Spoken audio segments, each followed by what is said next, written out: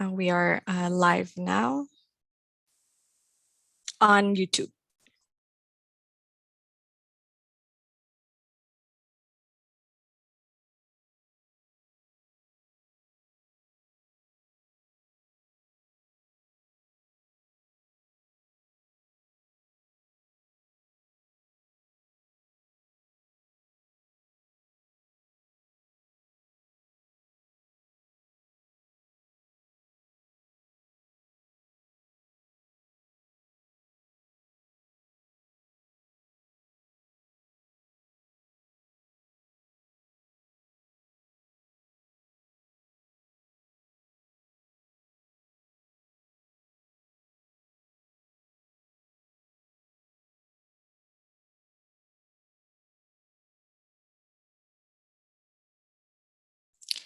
Good evening to the CSC members that have joined us already. Thank you for coming to the January AB 617 meeting. We're holding this space before 5 p.m. in case you have any questions, any comments you would like to share, any feedback that you have for facilitators, the Air District.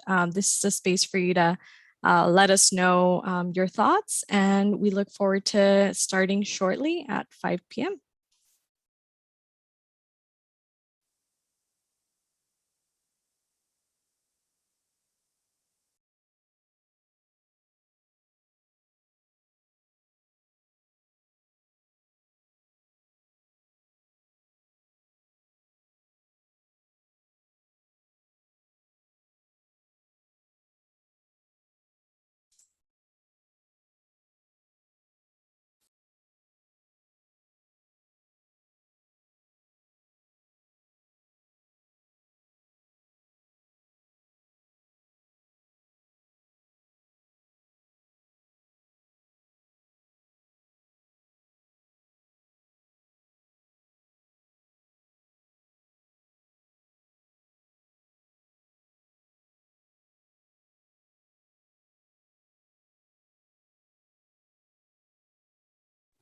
Daniela, I'm sorry, I have a question. Are they gonna have a line open for interpretation, or everything's just gonna be via Zoom? Everything's going to be via Zoom, and you should be able to see right now under interpretation, you can select either English or Spanish.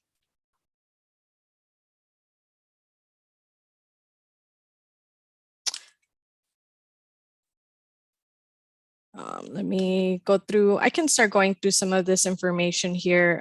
So just, I'll repeat this once our community members continue to join in here. But again, just a welcome. And Bianca, as you mentioned, we are doing things a little bit different at this meeting. We're kicking off some of the simultaneous interpretation so that, members that want to listen to the meeting in English and those that want to listen in Spanish will be able to subscribe to a channel, and they can hear the interpretation come through, or the meeting come through in the language that they wish. So we have some slides here that we're going to go through in detail to make sure that everyone knows how to get through that feature. And for now, I'll just point us all to our friendly reminder to ensure that you're muted when you're not in the queue to speak or presenting. And we're also asking for CSC members to change their name on their, to rename themselves on Zoom so that we're able to track the attendance. So we show here on this slide the usual naming convention, which includes CSC and then your first and last name. It's really important to, if you're in a household with multiple CSC members, just make sure to put all of the CSC members that are in attendance. You can also message us through the chat if you want to clarify all of the CSC members that are in your joining from one Zoom account.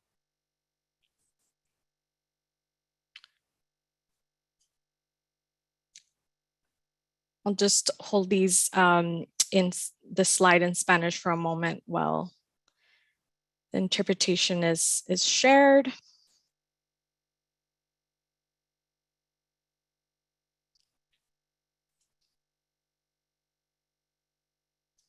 Let me see. I'm just gonna check how many people are joining. Yeah, I think this is a good amount of people. So maybe I'll ask Linguistica to join and sharing some of these instructions for the simultaneous interpretation.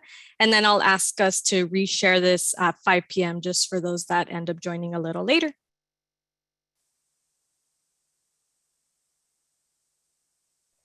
Buenas tardes, bienvenidos. Tenemos interpretación en español disponible para ustedes. Si están utilizando ustedes una computadora, en la parte baja de su computadora van a ver un icono de un mundo. Al seleccionar el icono van a ver el idioma de español, nada más tienen que seleccionar español. Si ustedes están uniendo a través de un teléfono celular o una tableta, las opciones son un poco diferentes. Van a tener que pulsar su pantalla. Al pulsar la pantalla van a ver 3 puntitos en la parte baja. Van a seleccionar donde dice interpretación de idioma o language interpretation, dependiendo si su Audio, no se escucha nada. Español. ¿Me pueden escuchar? ¿Me pueden escuchar?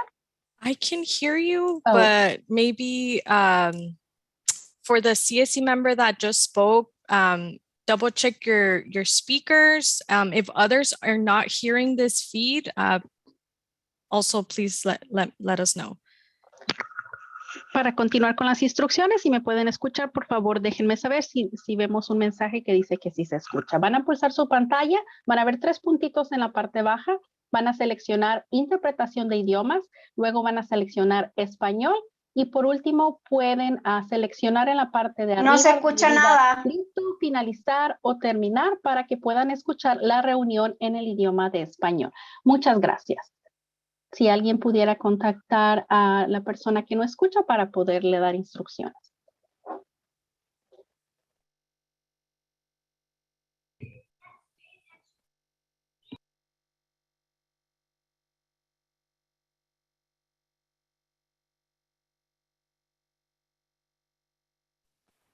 Sí se escucha.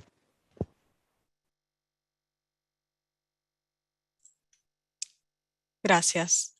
Thank you. Ahora sí. Okay, thank you, Maria.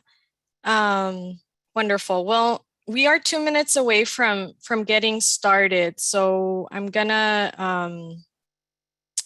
just ask the committee members to see if there's any other kind of troubleshooting we can do right now. I'm gonna leave the slide up here, and in a moment we'll kick off our meeting officially and just start off with these instructions because this is the first time we're doing the simultaneous interpretation, and we want to make sure that everyone is in the right channel and able to hear us come through clearly. And the instructions are, there's also some instructions being typed into the chat and also being displayed on my screen.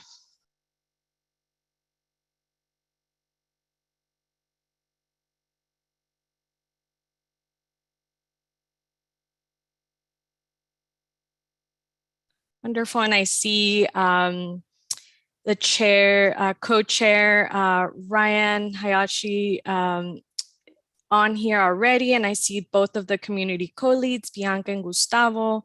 Good evening. We're gonna get started in just a minute longer to give everyone transitioning from a different meeting or from work into their Zoom account. We'll be getting started shortly.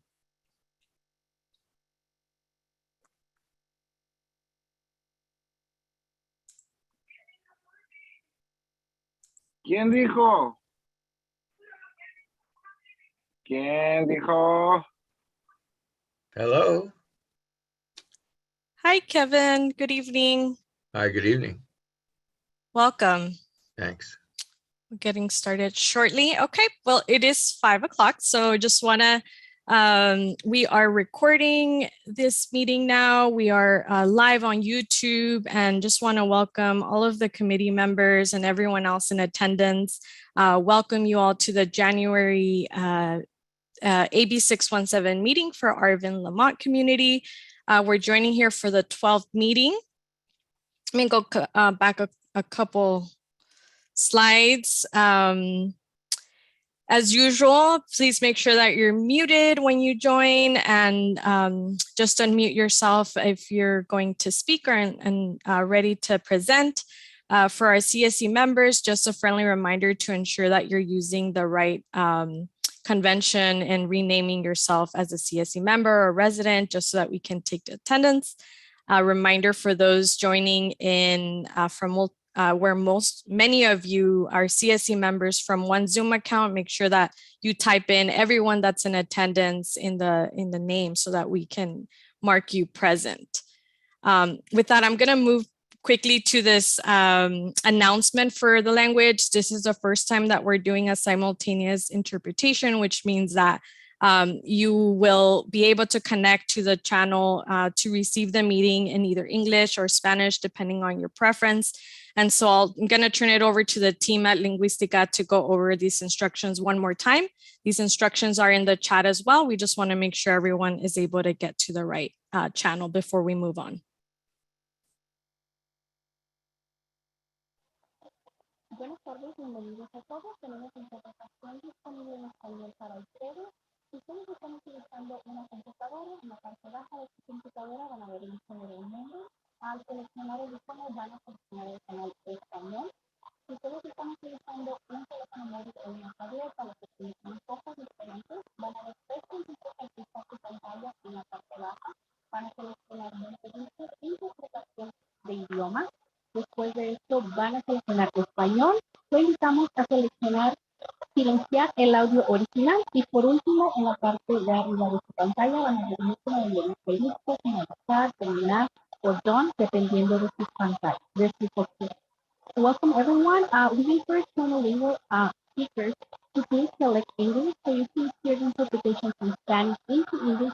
If any of the members of the Spanish speaking community speak, so you can hear the interpretation from English. Thank you. Thank you. I'm seeing a comment from Bianca that the person under interpretation is not coming through clearly. Bianca, is this in the Spanish channel or the person that just spoke just now?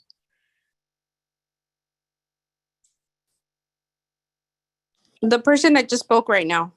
Okay. Lingüística team, could you repeat that one more time? With the first time that you spoke, that went clearly, and the second time wasn't as clear.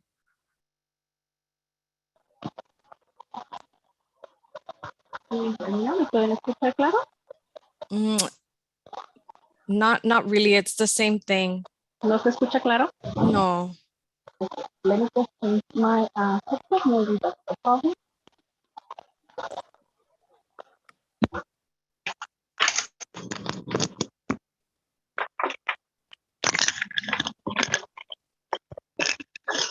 ¿Me pueden Buenas escuchar? tardes, no se puede escuchar el audio de lingüística ahorita. ¿Me pueden escuchar? ¿Me pueden escuchar ahora? Sí. Ok. Si me escuchan, voy a dar instrucciones una vez más. Si ustedes están utilizando una computadora, por favor déjenme saber si pueden escuchar bien las instrucciones. Van a ver un icono de un mundo en la parte baja de su pantalla. Si ustedes están utilizando un teléfono móvil o una tableta, van a presionar su pantalla o pulsar su pantalla. Van a ver tres puntitos en la parte baja.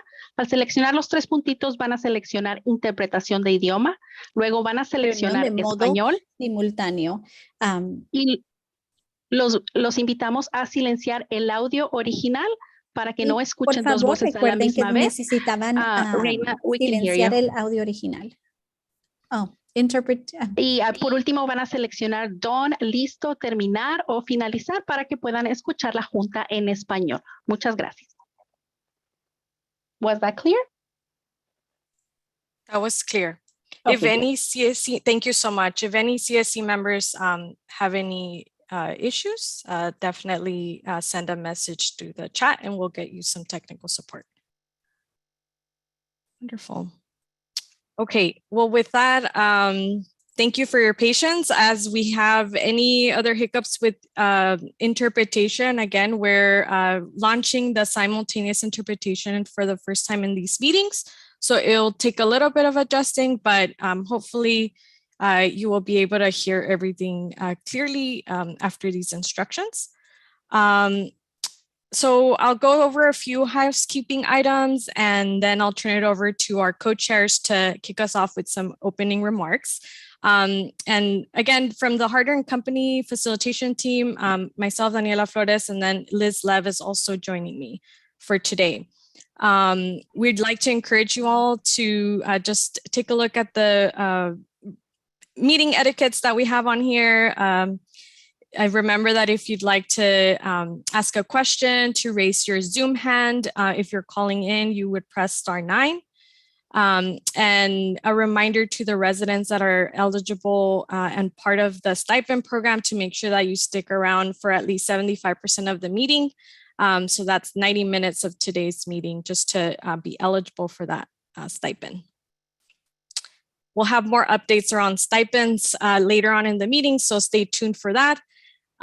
Displayed on here are the the group agreements that you all have agreed to. And so just a quick reminder to help us focus on the solutions, then the opportunities to support a productive dialogue in these meetings, creating space for everyone to have an opportunity to participate, holding respect at the center, and trying to stay on topic as much as possible. And, we have appropriate spaces for any kind of new items that you'd want to bring to a future agenda item. And then just a quick reminder to, as things, come up, and there's, to focus on the problems at hand and not individuals, and always seeking common ground. As a reminder, you're always able to amend these guidelines, group agreements that you all have come up with. So if you do want to make an addition, please always reach out. Today's meeting is going to involve several presentations. After our opening remarks, we're going to move on to an overview of the pesticide regulation and health impacts. We have a couple of presentations from different agencies under that item. At 6:40, we're gonna spend 10 minutes to talk about the upcoming meeting on February 16th around the Community Air Monitoring Network. And then, as usual, we'll end our meeting with some announcements, some next steps discussion, and displaying the action items that we have identified during the meeting, and finally ending with our public comment, where we can hear from the public directly. Okay, with that, I'm gonna turn it over to Ryan, our co-chair, for some opening remarks. Yeah, just thanks a lot, Daniela, and happy to be here again tonight and working with all of you, and really want to share appreciation for everybody's continued efforts in working on this. I want to thank Gus and Bianca for working with us and helping to with the agenda for tonight, and really want to thank the partners, agencies, and individuals that are going to be presenting tonight. So definitely want to thank Michelle Byers from CARB, and Minfam from DPR, Lily Wu, and Glenn Fankhauser for their helping to both develop the presentations, as well as being here tonight to answer questions from the Community Steering Committee and the members of the public. And so just looking forward to, I think, some great dialogue on a topic that is a source of concern for the steering committee. And hopefully this is a great opportunity to learn more about what is currently being done, and then from that taking a look at maybe what are some options or opportunities in this area moving forward. So thanks, everyone. I guess I'll turn it back over to Daniela. Thank you so much. I want to welcome Bianca and Gustavo as community co-leads, and offer the space for any opening remarks. We can start with Bianca. Yes, I wanted to address a lot of what residents have been concerned about, and now having 3 parties out here, the local reinforcement, the state agency, and scientific reviews, is very important, because we've never had this happen in a very long time. Actually, we've never had it in any of the CAC. So now having them all three here is very important. It's a time for residents that have a lot of questions. Who's responsible of what kind of chemicals or pesticides? Here's the space. Here's the responsible parties of everything. I think we've brought it up multiple times, multiple occasions, and now having all the parties out here ready to answer any of the residents' question, not tossing the ball, but actually dealing with what the problem is, and it's pesticides that being an air toxic contaminant and an emission inventory here in the South Kern area. So I wanted to give kudos to all the residents that have been fighting for this, and we're here to support and help in making this possible, making everything possible and greater. Thank you, Bianca, for those important remarks. Gustavo, would you like to share?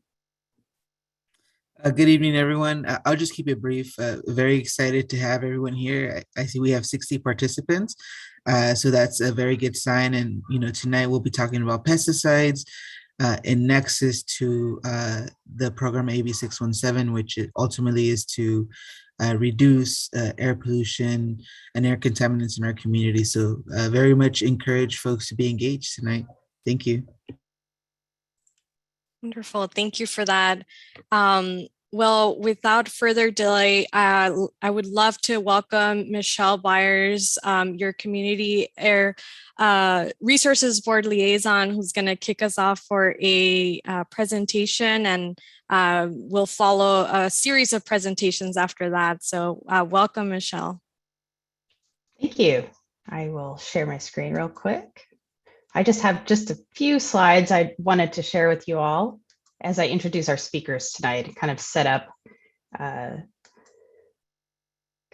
context for who they are and sort of where they fit into the scheme of things. So as she said, I'm Michelle Byers. I'm your liaison to CARB. I'm always here. If you ever have questions, want anything sort of figured out, please contact me. My contact information, of course, is at the end of the slide. So as I said, so when we talk about sort of who's who of pesticides, the question kind of becomes, well, which aspect of pesticides? Because there's a lot to it. So what I've got here in this quick presentation is just some of the agencies that are involved with it. Some of them have greater roles and some have lesser roles, but they're all very important to the process. So here's a list of about 8 agencies that are the kind of common players in the framework of pesticide regulations, monitoring, investigation, and enforcement work. So you can see here, and I've listed all their sort of common acronyms that we will discuss them with. There's the US EPA, there's the Department of Pesticide Regulations, which is the California. There's the County Ag Commissioners. There's OEHA, who has been presented here before, and a couple of other ones here that you may not be quite as familiar with, but let's talk about what the roles are. Michelle, sorry to interrupt. We're seeing from a community member that they would like this a little bit larger. I'm wondering if you can zoom in a little bit. I don't know if I can zoom in because it's taking my whole screen, but let me see. Is that any better? I don't want to cut any words off. The slide actually went away. No. I'm just seeing a white screen now. Okay, let me reshare. And then just a reminder to all committee members, you should have these slides in the packet that you received as well. But so it doesn't look like I can do anything to zoom in because it just takes on a different function. But I can say that the members themselves can zoom in if you want to hit Control and then with your wheel, you should be able to, or if you're on your mobile, you can pinch and zoom, and maybe that will help. Apologies, I was trying to get the both languages up at the same time, so that may impact people's view. All this, of course, is printed on or posted on our website for this meeting too, so you can always take a look there and follow along. All right, so kind of looking at the roles of all the agencies. So I just first want to start out by saying I went to the public agencies' websites and I tried to describe their roles by using their own publicly available information. And I, of course, am not any kind of an expert in what all these different agencies do. So I probably won't be able to answer any questions related to sort of the nuances and exceptions that may exist. Things change. Sometimes they don't update their website. So for instance, if any of you received this as a printout, I have since updated what CARB does. You'll see that in the next slide. So just want to put that out there. Again, any questions, I'm happy to track down the information. So, so tonight, this is just setting the context for our discussion. Okay, so looking at the first one here, we've got the US EPA.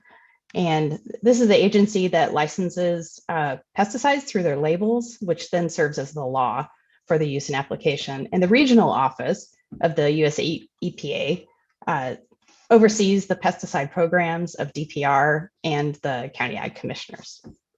And then DPR, that's of course a California agency, and it kind of takes it a step further and evaluates and registers and sets limits on pesticides for sale only in California. It does this also through licensure, monitoring assessments, and by setting mitigation measures and adopting the rules to ensure enforcement.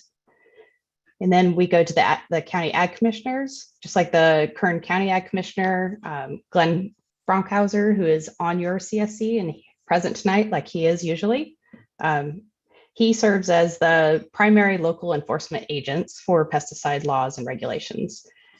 And they can also issue use permits and investigate pesticide incidents. And OEHA, who's also here tonight, advises DPR on activities that are related to human health and evaluating risks. And they also work with DPR to protect ag workers. And for the other additional agencies here, we've got, the first one is not exactly an agency, it's more of a group, and it's called the Scientific Review Panel. And I bring that up because it's mentioned in some of the regulations that we use here in the sort of AB 617 world. So I wanted to bring that up. This group evaluates risk assessments when DPR, CARB, and OEHA propose them as toxic air contaminants. And then here's the CARB's updated role, is that we serve as an advisory and supportive role, working with DPR on pesticides, and we're available to work with them on seasonal exposure studies.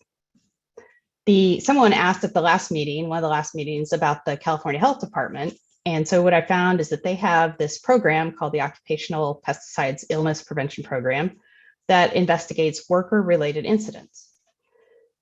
And also found that the California Wildlife Investigations Lab also works around pesticides to protect fish and wildlife through incident investigations and monitoring studies and some other things. So with that, again, tonight, of this list of 8 agencies, tonight we have the California Department of Pesticide Regulation, Min Pham, who is the Chief of Environmental Monitoring at DPR. And then after he's done, we'll have Lily Wu, who is a staff toxicologist with OEHA. So with that, I will leave my information and pass things over to Min. All right. Good evening, everybody. Give me 1 second to pull up my presentation here.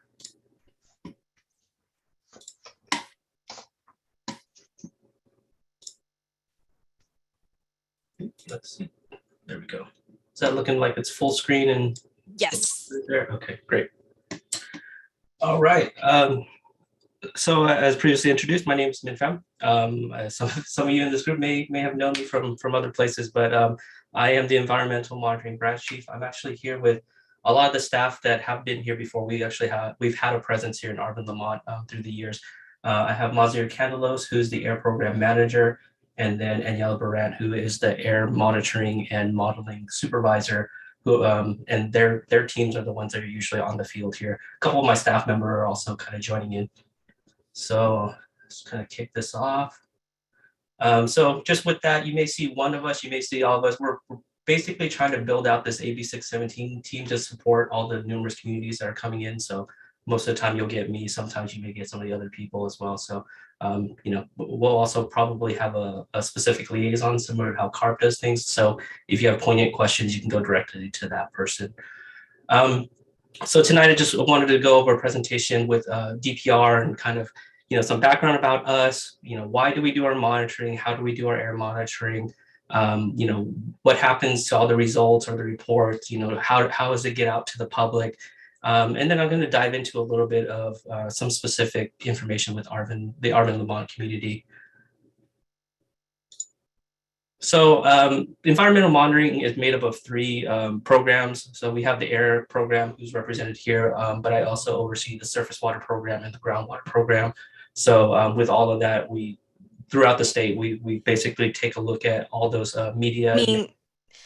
I'm so sorry to interrupt you. I'm hearing some feedback from the chat that folks cannot hear you clearly, and someone else suggested maybe speaking a little bit slower. Okay. Sorry, okay. It's been a long day, so I drank a lot of coffee. So no worries. Definitely, sounds like there's a mic issue where there's some echoes. So I don't know if you have a headset handy where you might be able to try that. Let's see.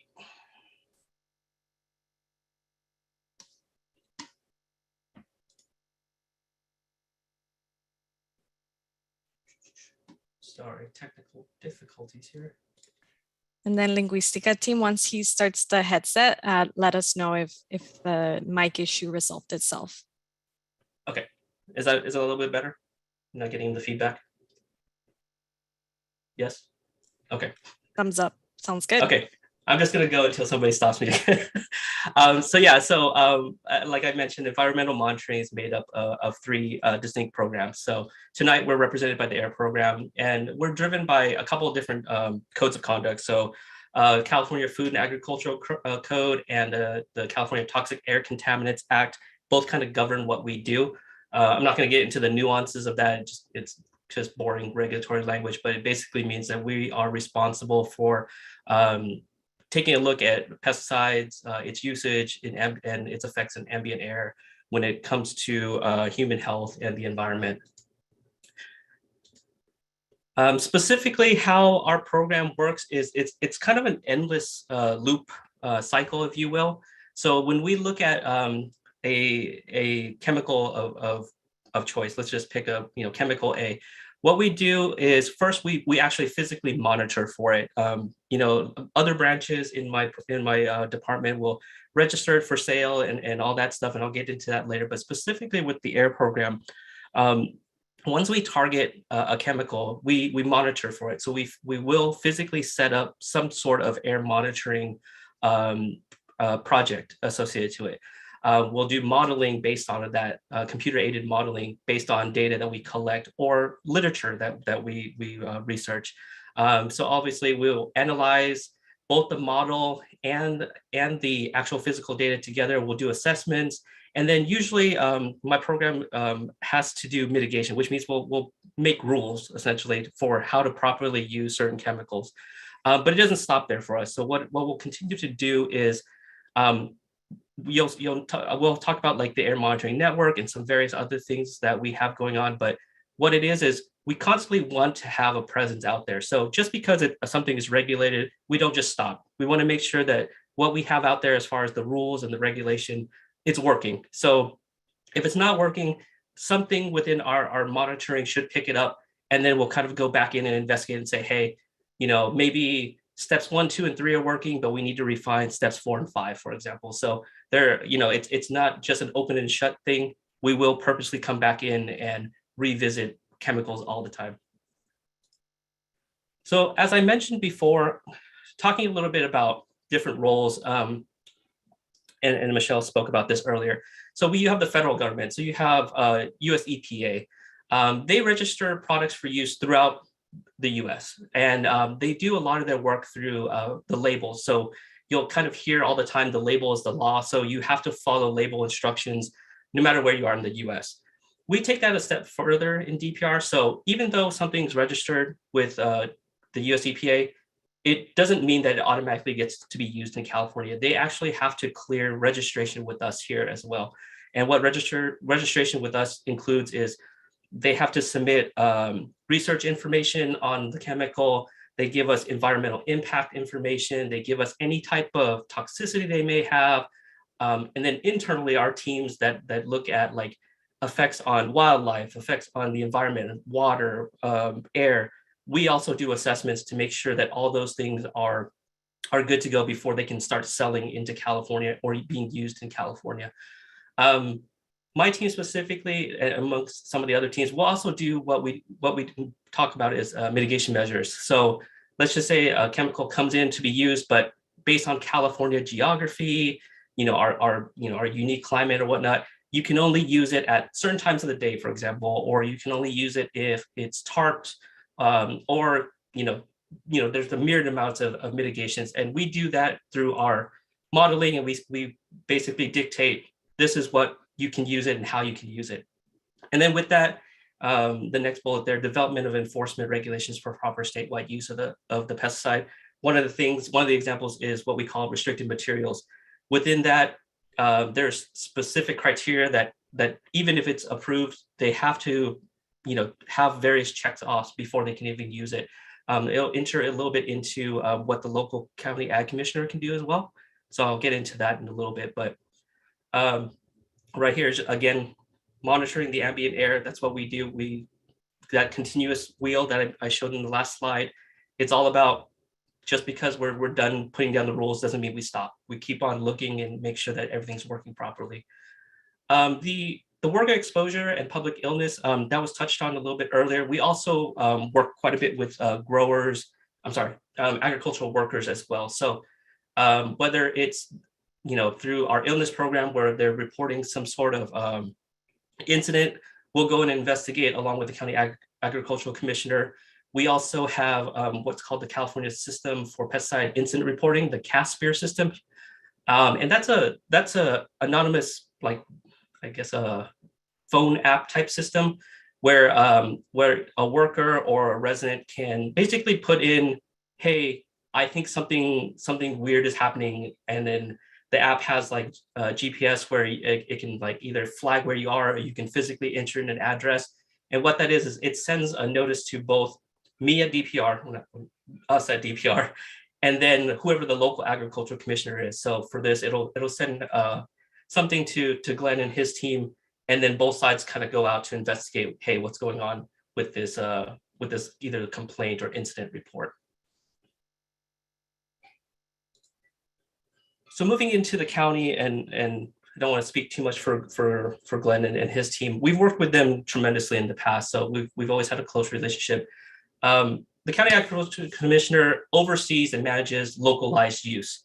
So as I mentioned before, that restricted materials, those you have to actually go through an application, and it has to be reviewed and approved by the CAC, the county agricultural commissioner. And they go out there and they take a look at the site to make sure that it's okay. They look at the type of application that's being done, when it's being done as well, like weather and weather information has a lot to dictate with when things can be used as well. So they have to approve it prior for it to being used here. So they work with the growers and the applicators quite a bit with that. I know Glenn's team actually reviews all the complaints that come in, because we've worked with them. They'll kind of flag us on things as well. So we've been working back and forth. Their team also reports usage data. So that's one of the things that California does that nobody else does. If you're using something in California, using a pesticide product in California, it has to be reported into our pesticide use database. So they kind of help out with that, working together with both the growers and then kind of facilitating that information to us. And they're really the connection between the growers, the applicators, and the residents. So they are the ones that, they're here, they're in your community, and if you need anything, they're probably the best person to call, because they can come out probably the quickest. And then the last responsibility is the grower and the applicator, right? So within that, the grower and the applicator, they need to report pesticide use to the local county ag commissioner. And that includes, like I mentioned before, what product's being used, what method is being used, the crop, the time, all these things. And then in some situations, we have the the schools reg where they have to notify the surrounding schools. Typically, they'll notify surrounding growers, residents, depending on like what's being used. They have a responsibility to kind of communicate in and around themselves. And then they also have an obligation to maintain public and worker safety during the application, because if we find or the CSC finds any kind Disculpen, of escucho dos intérpretes hablando a la misma vez. sorry, I had somebody just jump in. Yeah, for the Linguistica team, it sounds like there's two voices in the Spanish channel. Or maybe what's happening, we need to make sure that folks have, okay, that's been resolved. Thank you. You can continue. Okay. Yeah. So I'll jump in and go into a little bit more of DPR specific work here. So assessing risk in pesticides, like I mentioned before, we do assess studies and identify potential health effects, and then we will then do determinations of reference concentrations. So we'll determine exposure levels, what are specific thresholds that will trigger some sort of activity. We collaborate quite a bit with the WIHA, so we do perform reviews on preliminary assessments with them. So they have a say in quite a bit of how we come up with these numbers. Specifically with the toxic air contaminants, we work quite a bit with both the scientific review panel, which reviews our work, and also we collaborate with CARB on monitoring activities, OEHA with thresholds and all that good stuff. So we work with the air districts as well. So there's the local air districts that are part of a lot of our work. Sorry, if you guys hear yelling, I have 2 3-year-old twins that are just running right outside my door. So I apologize if you guys pick that up. So the air program, their duties, they identify pesticides in the air. So anything in ambient air, that's why we have the monitoring stations. But we also do like edge of field monitoring and different types of studies that I'll go into in the next slide. But with all this, we determine acute, which is kind of a short-term exposure level, like a 24-hour exposure level. We'll look at subchronic, so what's in the air over a stretch of 90 days or 12 weeks. And then we also, one of the big things is we look at the chronic level, which is annual, so year-round. So we track all this stuff. So on our website, which I'll have to link for at the end, I'll show you all the tracking that we do. And if anything reaches a threshold, it automatically triggers a few things that we have to do to kind of identify, if anything went wrong, and then we kind of go through our whole exploratory processes. So one of the biggest things is you guys probably may have heard of the Air Monitoring Network, which is essentially a network that we built from the ground up. It was kind of pioneered by us. It wasn't really something that anybody was doing. And that was really to look at what was in the ambient air, like just still air throughout the year, because we never took a look at that. And a lot of our stations are, we have 4 stations through the state, and they're normally situated at like a school or something like that. So, and the other couple of things I mentioned before, taking a look at mitigation measures. We look at, when we look at a field study, we try to determine what's coming off of the field, and that drives a lot of our computer modeling, so that we can look at, see what the spread may be. So some of the technological challenges that we kind of go through, I'm sure some of you guys here are very familiar with some of the other air monitoring activities that CARB and the Air District does, for like PM, for example, and that has the ability to do real time. Unfortunately, we don't have that technology for this, because we actually have to either trap the pesticide either in a canister or what we call a sorbent tube, which is a little tube that has a special charcoal inside. And there's no real-time technology for that right now. So we actually have to take those samples and physically load them and take them down, store them correctly, transport them correctly, and get them into a lab that has to do the extraction. So that extraction, from start to finish could take anywhere from 2 months to 4 months for us to get the information. And that's just kind of one of the challenges that we're trying to work through right now.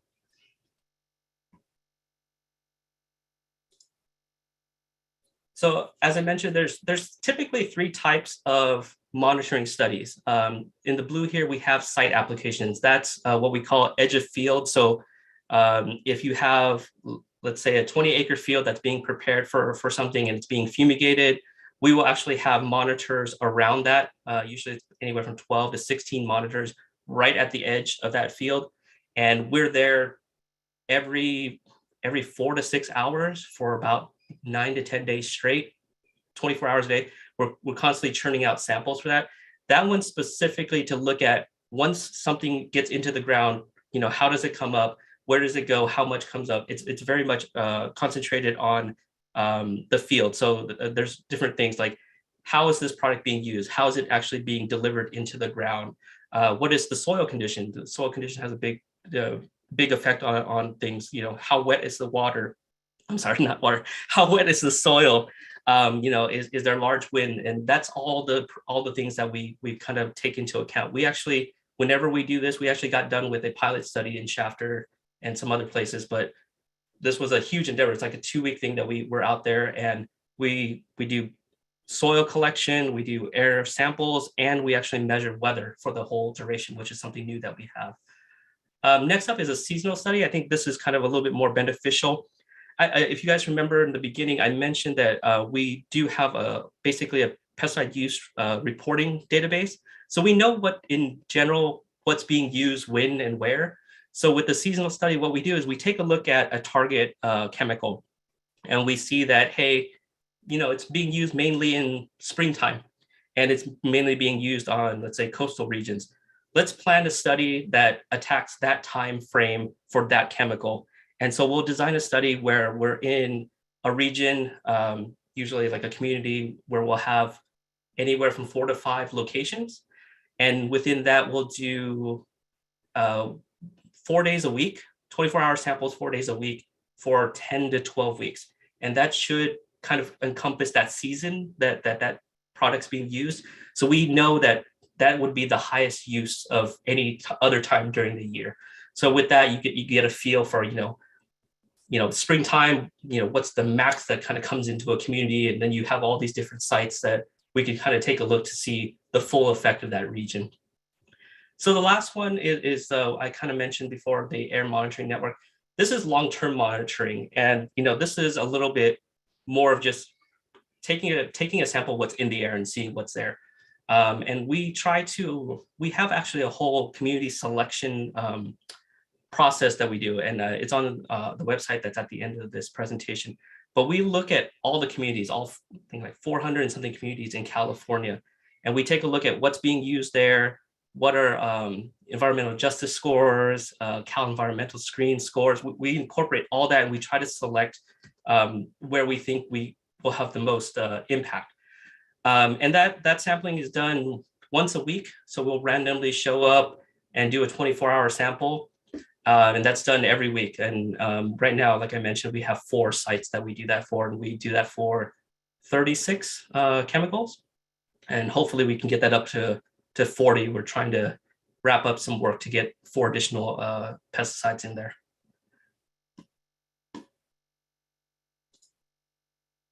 So this is a little bit more detail on what I already mentioned to you. Application site, like I said, edge of the field, a matter of hours, matter of days. Seasonal, selected communities and regions, and that's over a set amount of weeks. Long-term, you know, we have the whole community selection process, and that's exposure over multiple years. And when we're selecting communities, we try to want to stay in areas that we have been, because we want to see what the effects are over a long stretch of time. So how does all this stuff, you know, like, where's all this information? So we have the pesticide air monitoring database, which we made live, I want to say like 3 years ago. So this is an aggregate of all the data that is throughout the state. So it's for both seasonal studies and our long-term air monitoring studies. So it's essentially a database of all the numbers. So you can go in there and look at the community, look at what's being monitored, when it's being monitored, and how much is coming up. We also do reports. We're the Air Monitoring Network has a yearly report that we're responsible for. We also do individual reports if we do, let's say, one of the field studies. One of the big things that will be coming out shortly would be the 1,3-dichloropropene pilot project that we just wrapped up, which is about five field studies that we've done in a year. And that's not typical. We normally only run about one of those a year, and we did 5 in 1 year. So that was pretty massive endeavor on top of having COVID. So it was, my team did quite a bit to get that going. And we also do annual VOC inventory, which goes into CARB's larger inventory for all the states. So pesticides is one small component of everything else that CARB has as part of their tracking. Outreach, we do stuff like this. We'll also do scientific conferences. We do public workshops, community engagement. Some of you guys may have seen me going out with like the worker groups. So yeah, we're kind of, if you need us, just call us, kind of show up. And we work closely with like the county ag commissioners, and we'll come in and brief them on things as well. And usually local community members are there to engage with us as well. So what does all this mean for y'all in Arvin, Lamont? So we took an initial dive into the numbers here. So this is an average of the last 5 years of data. We took a look what's being used, and we're trying to figure out what would be the kind of the areas of interest for y'all. The big players here is what we call MITC, which is metam sodium and metam potassium. We've actually, as I mentioned in the beginning, we actually had a presence here because we've done seasonal studies for that specific chemical in this community before. Second up there is sulfur, and then mineral oil, 1,3-D, and then some of the other stuff rounds out the rest there. So with we try to put this into the map based on the community, the boundaries that we found online. So I apologize, this is a little bit crude, but this is what we kind of came up with. So the darker squares are typically where more pounds of MITC, this is specific to just MITC, where more pounds of MITC are used. So you can see that it's that northwest quadrant that has the most use. So if, how this works in how we do studies is if you guys decide to focus on this chemical by chance, then you would want to put your monitors closer to where that there's use, and that's how this is kind of mapped out for you. We also did 1,3-D. We did 1,3-D and MITC specifically because these are fumigants, and we know that fumigants typically get into the air, hence the air program. So sulfur and mineral oil, some of those things, it's a little bit more difficult because it's not specifically used in pesticide type application. It could be used in other forms as well. And with we have to check on our lab method. We got to make sure that our lab can detect it. But we know for sure 1,3-D and MITC are two things that we can detect for. So that's why we did this. And again, this is, I'm sorry. And again, this is the map here. So the darker the square, the more usage.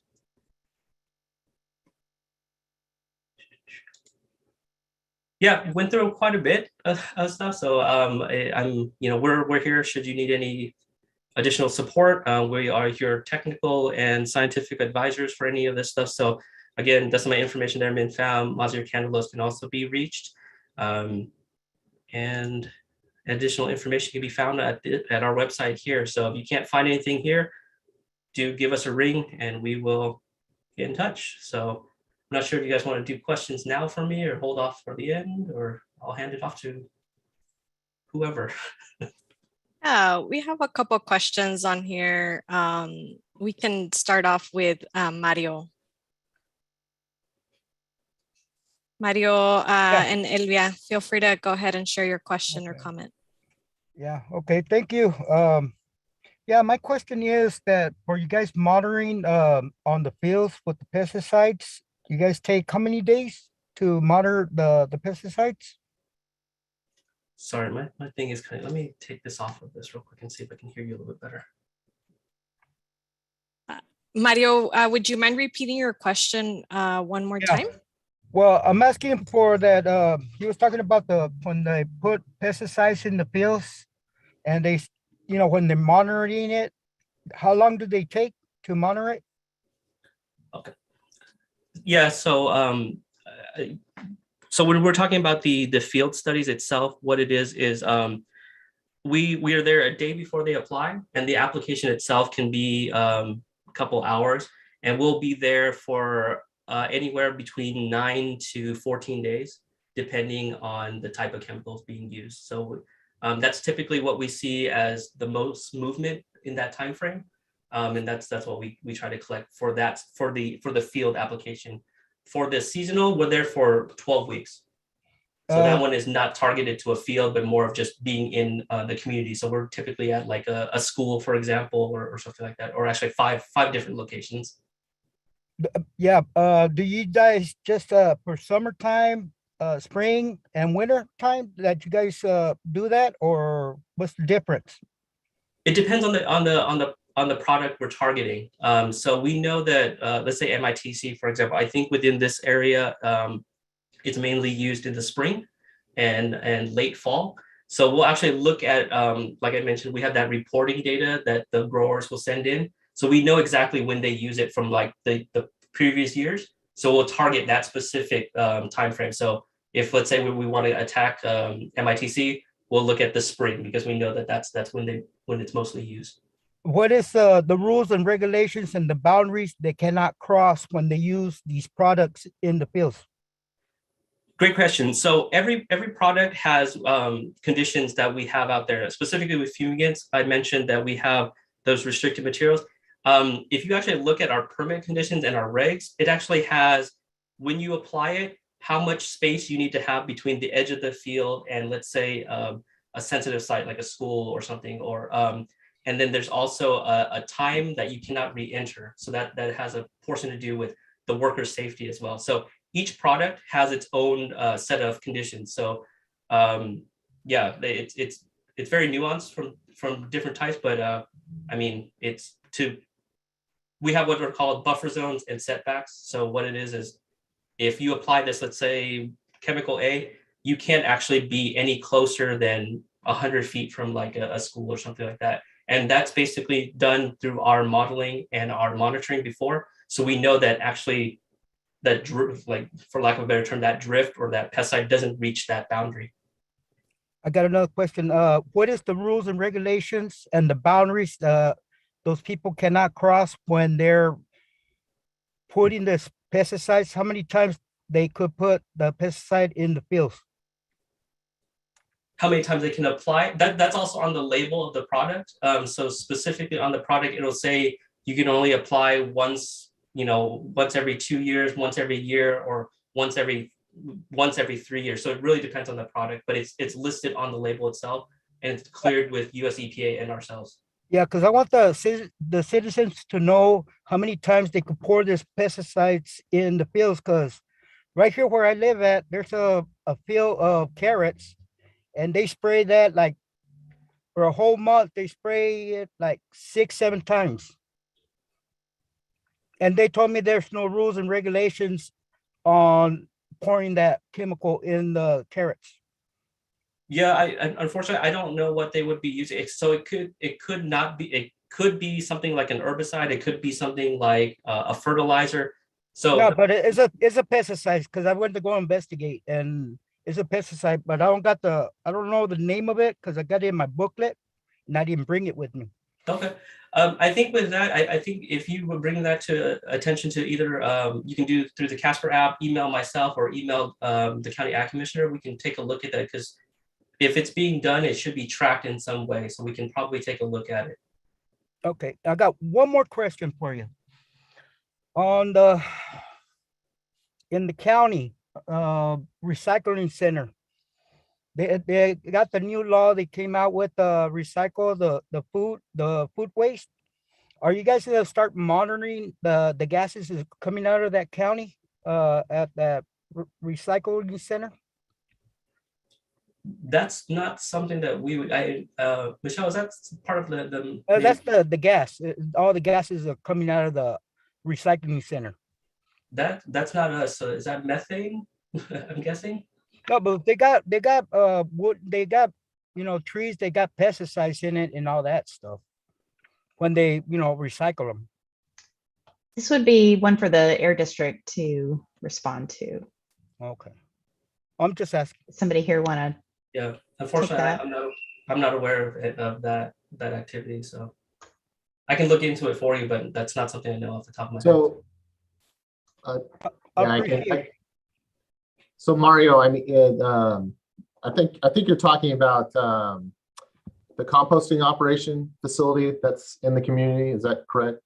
That's the right there, the on Niles. They'll start. The new law is they throw the Right. Yeah. food It's and all that stuff. Are you guys yes. gonna start monitoring that the gases that are coming out of that area? So they're required to have permits to operate with us. You know, for various operations. I'm not sure about their specific permits. That's something that we can look into and get back to the community. What is the rules and regulations and the boundaries they cannot cross?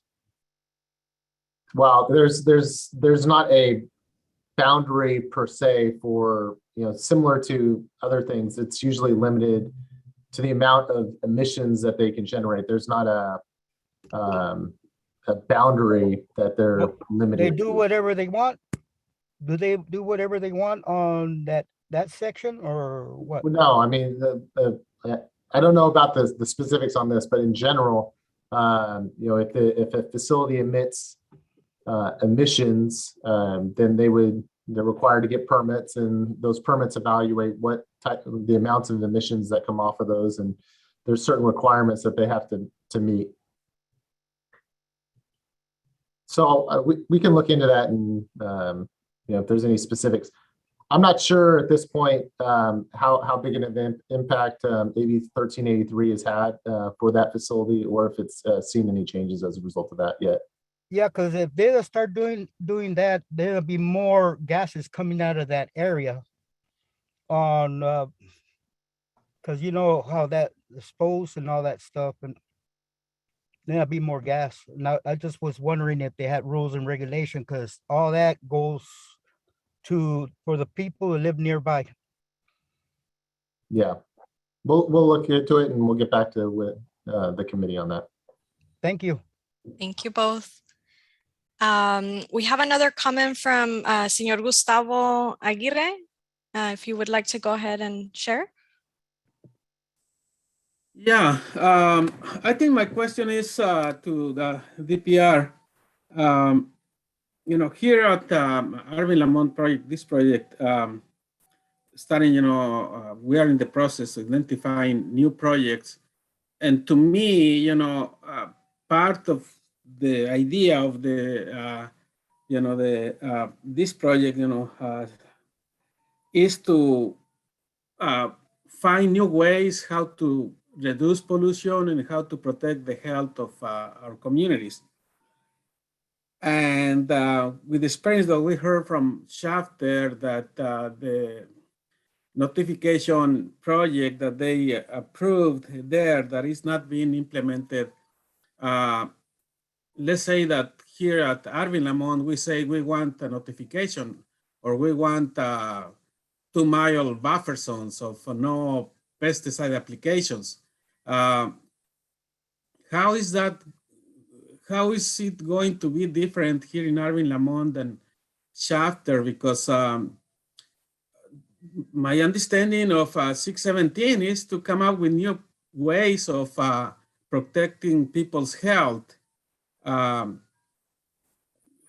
What is I think another way of asking is, who have the authority to implement the projects that are approved by the steering committee and the agencies on 617? Because I heard, you know, the frustration of Shafter residents that they went through hundreds of meetings and got this project, got excited because of the project, but nothing happened. So what your agencies, you know, DPR and other agencies are going to handle it to ensure that what is identified as a project here in Arvin Lamont is going to be implemented? So I can take a first pass at that, and then we can go from there. So I wouldn't say that the Shafter notification, you know, didn't amount to anything. I think it did. I think what it did, it brought and it highlighted that we needed to do notifications. So what DPR is doing is we're actually we're actually in the process of implementing a statewide notification. We are a statewide entity, so I think it's more sustainable for us to implement statewide regulation. And this wouldn't be a pilot. It won't be like a short-term thing. This will be a statewide reg. So no matter what throughout the state, it'll have an impact on notification. So I think that like when you're talking about notification, I know from my perspective, it's difficult because it has to kind of go into a reg. And I know that doing regulation statewide specifically, it takes time. I know that it's not something that everybody wants to hear, but it is, what we did to start in Shafter has kind of blossomed into the statewide notification. I think that that's going to impact not only this community, but every community within the state. So I think that in and of itself is a success. It's something that was brought to light, and it's something that we're really trying to push hard on to get it to work. Yeah, I think that just causing that to happen, for to start, talking about the state notification. But we're also hearing that other counties are going to start or studying,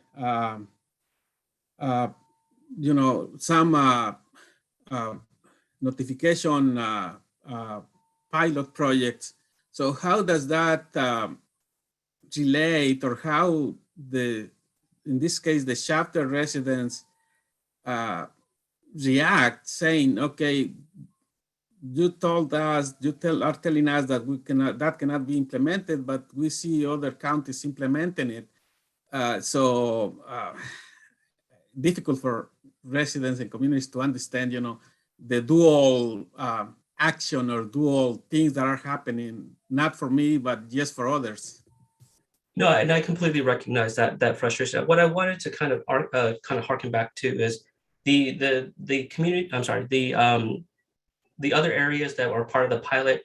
It's not it all feeds into the statewide notification, and I think this is a good opportunity to no matter where these pilots are, each one of the pilots are kind of for lack of a better term, beta testing this thing that we go out so that we can actually get working on the day of implementation for the reg. So I think with that in mind, I think that the voices of the residents for Shafter and the voices of the residents here in Arvin, Lamont can definitely be heard as we're going through that process, because we're definitely soliciting responses from not only those pilot areas, but all these areas. Because if you want something specific, you kind of talk to us about it. We'll see if we can make it work in some regards. Like that's how this is kind of structured from what I know of it. Unfortunately, I'm not in all the conversations, but we're trying to get real-time feedback from various communities and try to incorporate it into a true, usable statewide regulation notification regulation. Sorry. Thank you both. We'll go with one comment that came in earlier from the chat. Is there a study that shows how these pesticide plume, what distance and for how long does it remain in the air? So it depends on the chemical, but yeah, we have various different things. So if you're talking about the two fumigants that I had brought up, we have work on our website of the various studies. If you want specifically to Arvin, Lamont, we have the MITC organophosphate studies that were happening in that area. And it'll kind of tell you what the air concentrations are. The team we have actually can do modeling as well.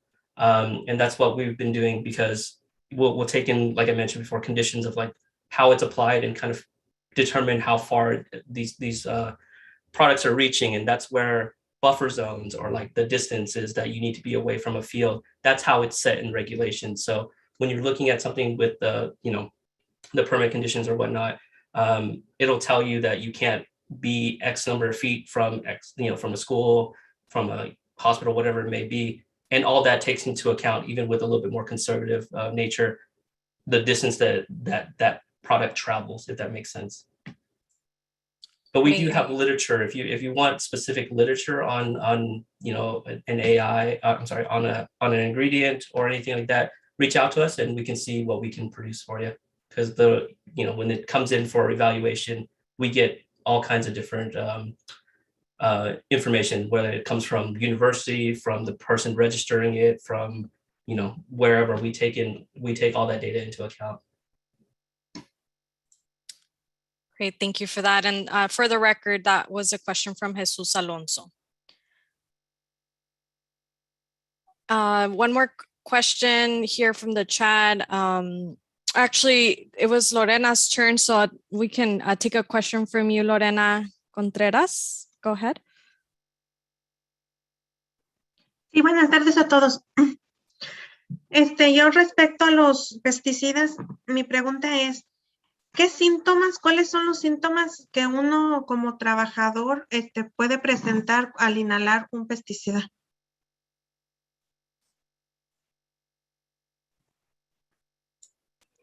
So the question was, what symptoms would you experience if you thought that you inhaled a pesticide? So that's going to be different for different chemicals being used. And I know off the bat, like a lot of stuff that's one of the things I'm well aware of is chlorpicrin, and that burns. So like before anything else, it will burn your eyes. So stuff like that. I think if you have any kind of anything that you believe is an exposure situation, I highly recommend contacting the local CSCs and the authorities. What that will do is it'll prompt them to take a look to see, if anything's around your area, they can look into various things on that end. If you're not comfortable calling that in, the Caspier app that I had mentioned before, you can report that anonymously. And then we can go through the channels there. One of the things that a lot of people don't put in that is contact information sometimes. So, if you're looking for help, please put in your contact information so that we can get back to you. If you want to, stay completely anonymous, you can do that as well. But for stuff like this, where you believe that you've inhaled something, definitely, I would go to the hospital first if you think that you've inhaled something toxic, and then follow up with the county ag commissioner. I think that's, as a parent, that's what I do with my kids, because it's like they eat stuff all the time and I freak out and I take them to the hospital, and then I figure it out after that. So I just want to mention too that in the chat, we posted a link to get to that Caspier and also a link to get to the community guide. And that in that community guide, it has a lot of this information with a lot of details about what to do about it. It's super helpful. I highly recommend taking a look at that. Great, thank you both. Paulina Torres, feel free to share your comment. Yeah, hi everyone, and thank you for the really fruitful conversation. I guess I'm wondering, and it's, Shafter is a separate community. I know this isn't a Shafter meeting and we're focusing on Arvin and Lamont, but I guess I'm wondering really what is CARB and DPR?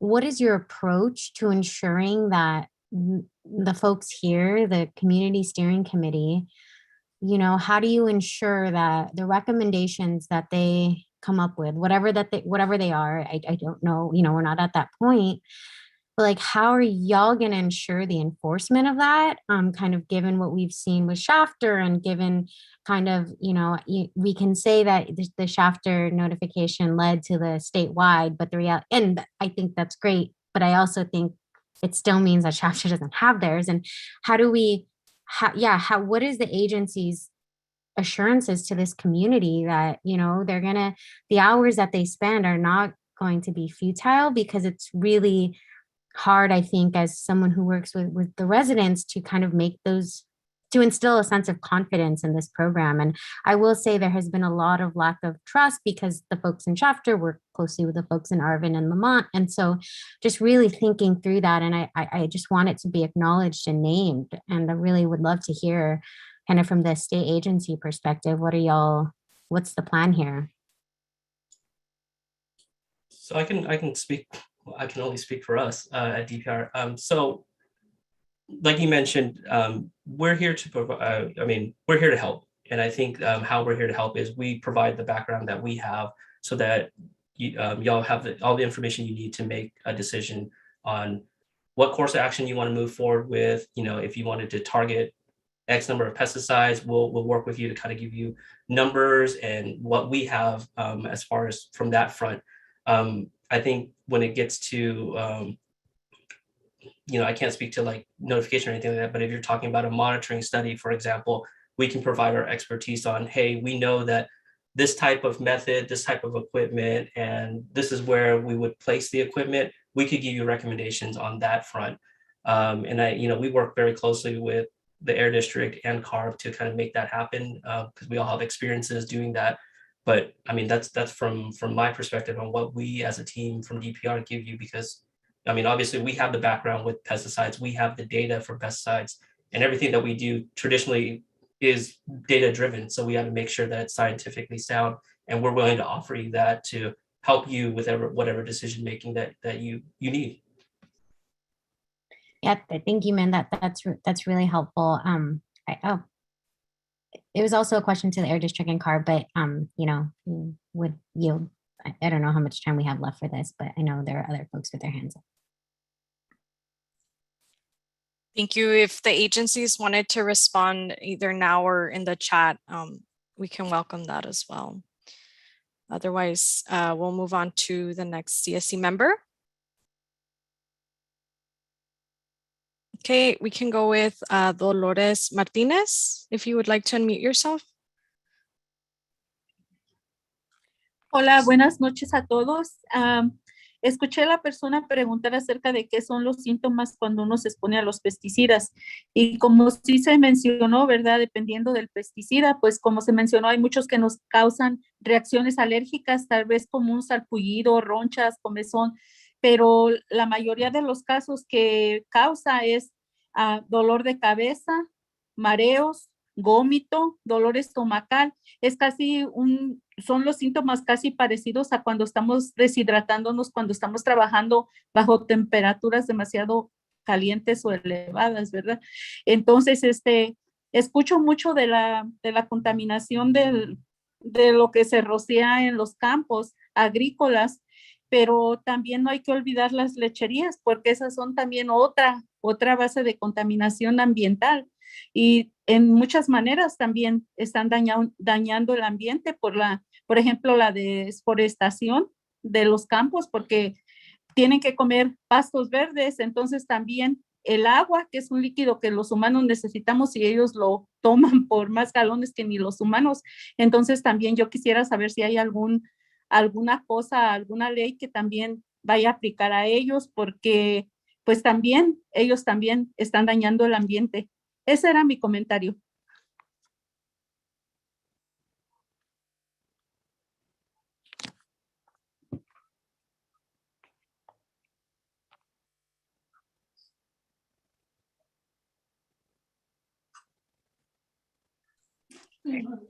Thank you for that. Thank you, Dolores.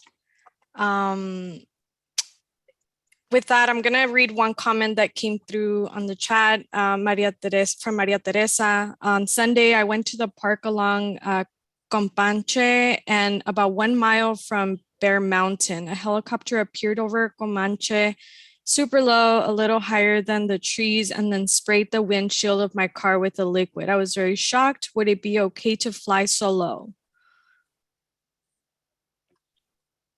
I think Glenn might have addressed that in the chat. I'm not completely sure. Oh, okay. Okay, that may be true. Yeah, I see his comment now. Thank you for that. Emma, with that, we can go to your comments or questions. Thank you. First question, just to follow up on Lorena's question about the symptoms.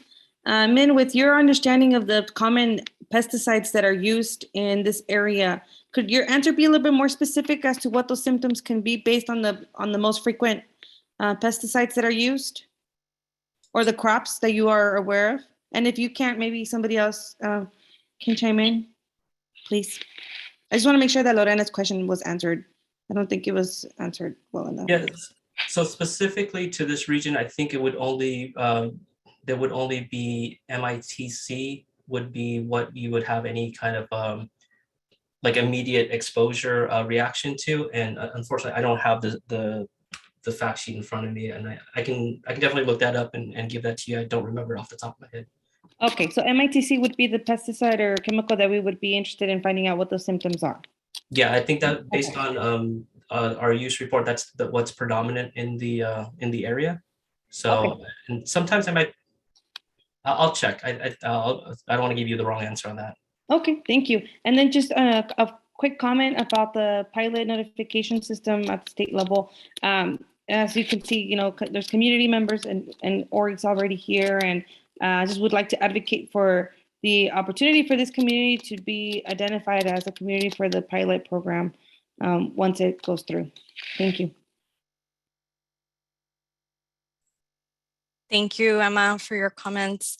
I'm gonna go ahead and make space for our next presenter. Thank you again for Ming for your incredible presentation and for all the residents for their important questions. With that, I'd like to welcome Lily Wu, staff toxicologist from OEHA. And you are, feel free to share your screen with your slides. Welcome. Let me just have a moment to pick up the correct screen for sharing.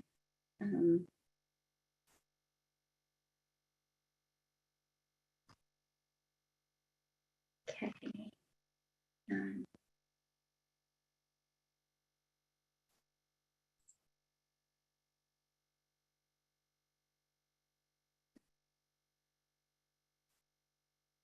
All right. Sorry, let me swap screens.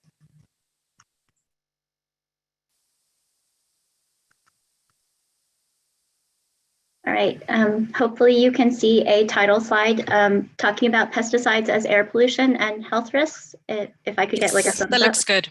Okay, thank you. First off, thank you everyone for inviting me to the conversation tonight. I am a toxicologist with OEHA, as previously mentioned, and OEHA has previously also did a general health presentation back in August with my colleague Heather Bolstad, sharing just general health presentation and how toxicology works in terms of chemicals that might be in the environment and how we understand the associated health risks from different chemicals in our environment. And so with that, understanding that OEHA has shared a general toxicology understanding, I was trying to focus on the pesticide conversation for tonight, so as to hope to not be too redundant, but to address some of the more pointed concerns tonight. So with that, trying to move my slide. Okay. Office of Environmental Health Hazard Assessment also, as previously mentioned, works under the Cal EPA umbrella of agencies. There are 6 of us, and OEHA has a role to support all of the agencies, and particularly for AB 617, we support the California Air Resources Board and DPR. And our role, as mentioned by Min, is to collaborate to form reviews on risk assessments of different chemicals. So in Arvin, Lamont, it's agricultural chemicals and emissions, as mentioned, the dairies and pesticides are a source of pollution for your community. And so how OEHA does health assessments and addressing the health benefits of emission reduction practices is to do what we call health risk assessments. And so in order to do those, we take certain inputs on health risks from different chemical exposures, in this case being pesticides, but there are different sources, diesel trucks from traffic as another example, but here we're trying to focus on pesticides. With that, we take the input of what we know to be health benefits from reducing said pollution, and in this case, pesticides, and then try to collate what we know of the specific chemical or air pollution in question, and then try to project with what we know about the toxicity of that chemical, in this case, maybe an active ingredient in a pesticide. And then with that, we try to develop health guidance values for the chemical of concern. And so for air pollution, I've heard it said before and written in regulation before, the healthful levels of a certain pollutant. Well, in toxicology, I think it's better to understand it as what is deemed safe for being exposed to it versus what is not safe. And in this illustration, it's trying to show like the more concentrated, the more amount of a certain chemical is less safe, and the less amount of that chemical or air pollution is considered safe. So when OEHA develops health guidance values for chemical of concern, we usually need to have information to inform us of that. So OEHA, for example, has developed health guidance values for diesel exhaust particulate.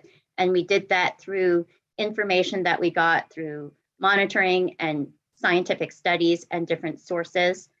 And then with that, we are able to share what we know as a scientific organization, how to prevent certain adverse bad health effects from exposure to chemicals in our environment. Overall, we have several different considerations for addressing public health risk. In this very simplified schematic, I just wanted to share with you the many different things that scientists consider when we're trying to identify potential health effects of reducing chemicals in our environment. First, we examine the amount of emissions or discharges from different sources, in this case, pesticides, and we need to know that through monitoring. And by monitoring, that's how we get informed of how much might be in a community or in a certain space that we're trying to look at. With that monitoring data, we can figure out how much concentration might be in that space, whether it be a community or a block or whatever space we're looking at. And within that understanding of the space that we're looking at, and with the understanding of who is in that space, that's how we can figure out who is exposed. Is it likely that in a space of, whatever X size, if 5 people are there, are these 5 people the representative concern community population? Then we can figure out the dose that this population is being, for lack of better words, consuming, whether breathing it in or eating it or absorbing it through their skin. And then we can understand the health effects of what this chemical of concern might be, and then have an informed understanding based on the space, the concentration of the pollution in that space, the population of concern in that space, and the amount that they might be consuming or absorbing through their bodies, through their skin, or through their breathing. And with that, I'm open to questions. You may email me to contact me. And again, without the specific understanding of what chemical is being asked about, that's kind of feeding back to I think the questions that Min was getting. It was like, we know certain chemicals in your community. We don't know necessarily the specific ones without more monitoring, without more understanding of where said monitors might be put. But with that understanding of data collection, that's where we can make informed decisions. So thank you for your time. Thank you so much for your presentation. I want to welcome any of the committee members that have a question or a comment for OEHA's presentation or any of the presentations that we've had so far. Feel free to raise your hand at this time.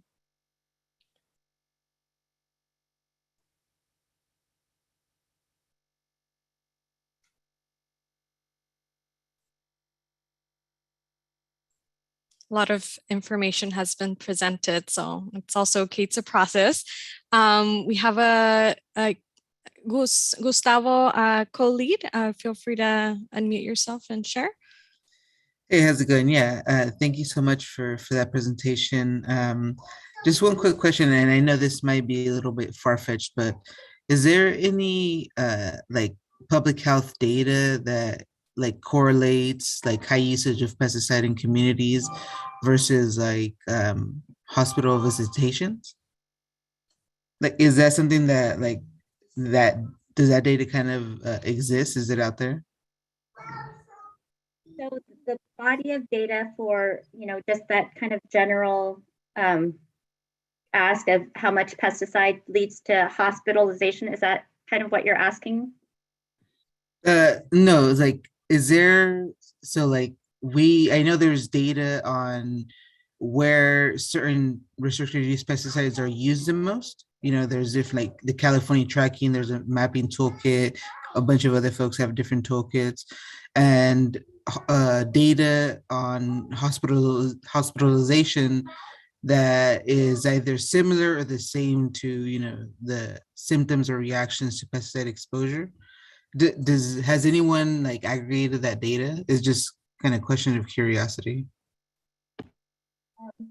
If they have, I'm not aware of it, but I think that an important understanding to be had too is that hospitalization data is a subset of who might actually be experiencing health effects from something. So within the hospitalization emergency department, for example, that is a population that in already of itself is a subset who might be going to the hospital for access reasons.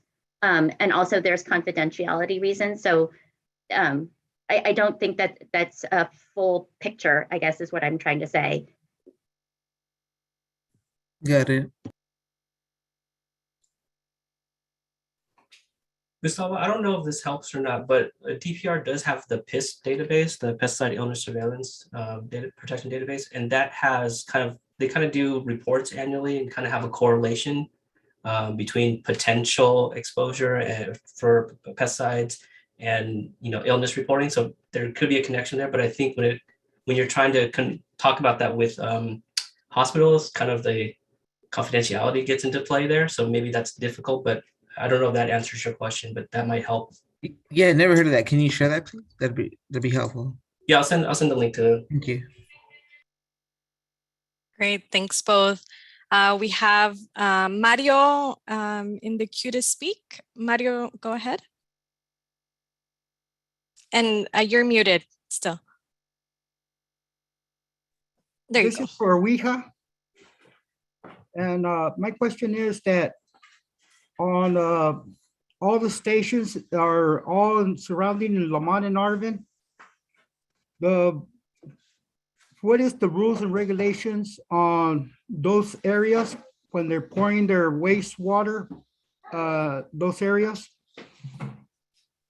And what's the rules and regulations for signage? They don't have no signs on these locations where they're pouring out all this waste. I actually think that might be more Air District or a different entity. OEHA is not a regulatory management agency. Do you guys deal with the water board and the other locations, no? Because see, what's going on with what I'm trying to figure out is because I talked to certain people on the water districts and other people from they got different locations here in Lamont and Arvin. I speak with them and they just point fingers. You have to talk to these people, that's their problem. Or you have to talk to these people, that's their problem. Well, I'm trying to figure out what is the rules and regulations and the boundaries, what they're pouring in these locations. All the studios, we got like, I'd say like 20 studios surrounding Lamont and Arvin. And they pouring wastewater and got pesticides and all that. And nobody don't want to need to talk about it. I think the best that I can offer is if you want to email me a specific question, I could ask some of my colleagues or who are working on the water program. Oh, this one got problems with the air too, because the gas comes out of those locations. Yeah, Mario, this is Ryan with the Air District. And I know you've been talking a lot with Jennifer Lettergerber, the compliance manager down in our Bakersfield office. And I know she's put you in touch with the Regional Water Quality Control Board as well. And if you have some new circumstances or new areas, you know, we're always happy to discuss and look into that as well. The only problem is that they point me to go to this person, I go and talk to them, and then those persons send me over here. And, you know, and I'm over here trying to fix up this type of problem because they don't got no signage or nothing. And it's bad for, and not only that, where they're pouring It's like 5 feet away from houses for some citizens right there up to Hilltop. Yeah. Their citizens got like 5 feet away where they pouring this toxic waste. And I do not understand where's the rules and regulations, who's taking care of the boundaries on that locations. If there's no signage or telling the public, hey, stay out of this place, because I see people in there with no mask, no equipment, even workers. That's my problem, because they get sick, and not only that, they have their kids get sick with all the pesticides and everything's in that location. And I've been saying this for the longest, ever since I started this program, and I can't get nowhere because the only thing they do is they point the finger going here, go over here, and I talk to them, Well, they point the finger over there. Yeah, I sometimes, Mario, these are complex issues because, like you said, it crosses a lot of different agencies. And so I don't think it's necessarily sometimes pointing fingers. I think it's trying to understand what the specific circumstances are. And because by understanding where it's coming from, what's involved in it, that's the only way we can really determine who has a responsibility and authority. So, we've been talking about it for the longest, and I haven't seen nobody even push the issue on this, what's going on. Well, you guys got more knowledge than I do about trying to fix this problem. Yeah, I think there was a good example of where we collaborated and you identified a waste discharge problem. We reached out to the Regional Water Quality Control Board. They investigated it. They looked into it. They found violations at the facility. So, I mean, that's a direct example of where you notified us. We worked with another agency. We explained the situation to them. They contacted you. They talked to you, got additional information, and then there was action taken from it. So I think there's more of that. It's just having more discussion and really understanding the different areas where this is happening. And my issue is that I'm seeing workers working at these locations with no mask, no equipment to protect themselves or nothing. And I just wonder who's taking care of the rules and the regulations and the boundaries on it. Yeah. I don't see it. Yeah. And that's my problem. That's where I get upset, because so-called we're supposed to take care of the people, who get sick on this type of pesticides or gases or whatever it is.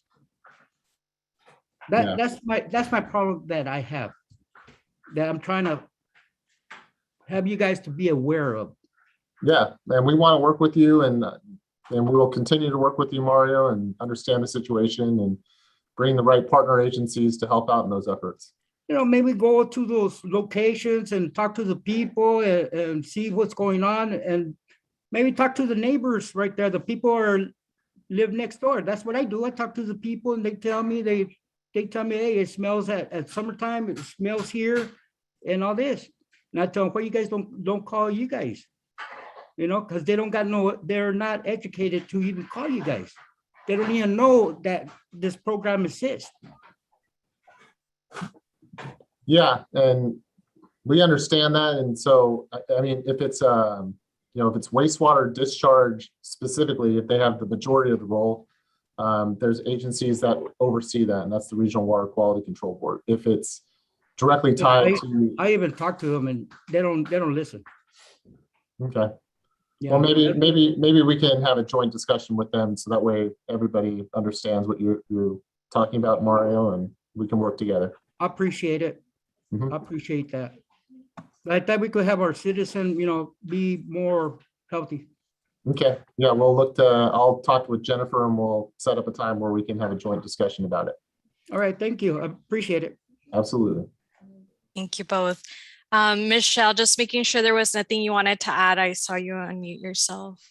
I guess the only thing I was going to say is that Casker app that Min talked about earlier, if the issue is worker related and it's pesticides, that it can be reported there by either the worker themselves or even you. So it is helpful. I know it's kind of a technology thing, but if maybe there's somebody that can help sort of get that in there for you if you wanted to. One thing I will plug for the app is it actually has the ability to take pictures as part of this as well. So you can actually, if it's something that you can see from where you're at, you can take pictures, and that'll help whoever's taking a look at the investigation to kind of dig deeper into it. So the app is actually really useful. I'd encourage anybody that needs to, report anything to use it. It'll also take coordinates, which is also kind of helpful if you don't really know exactly where you're at. Great. Thank you for those additions. With that, we can go to Minerva Contreras. Sí, buenas tardes. Mi nombre es Minerva Contreras. Soy residente de Lamont. También soy trabajadora del campo. Estoy muy contenta porque escuché de parte de ustedes que están aquí para ayudarnos, y eso me motivó a querer compartir, ¿verdad? Les quiero comentar que mi comentario, mis preguntas, van desde una persona que está sufriendo en carne propia, digamos, las irregularidades que pues se ven, ¿verdad? Aquí a diario en mi comunidad con respecto a los pesticidas. Quiero compartirles que yo desde hace más o menos unos 10 años me empecé a involucrar sobre esto, y hasta un tiempo yo desistí, y después volví otra vez, y siento que estamos en la misma situación de hace 10 años. Entonces siento que no hemos avanzado mucho. También les quiero compartir que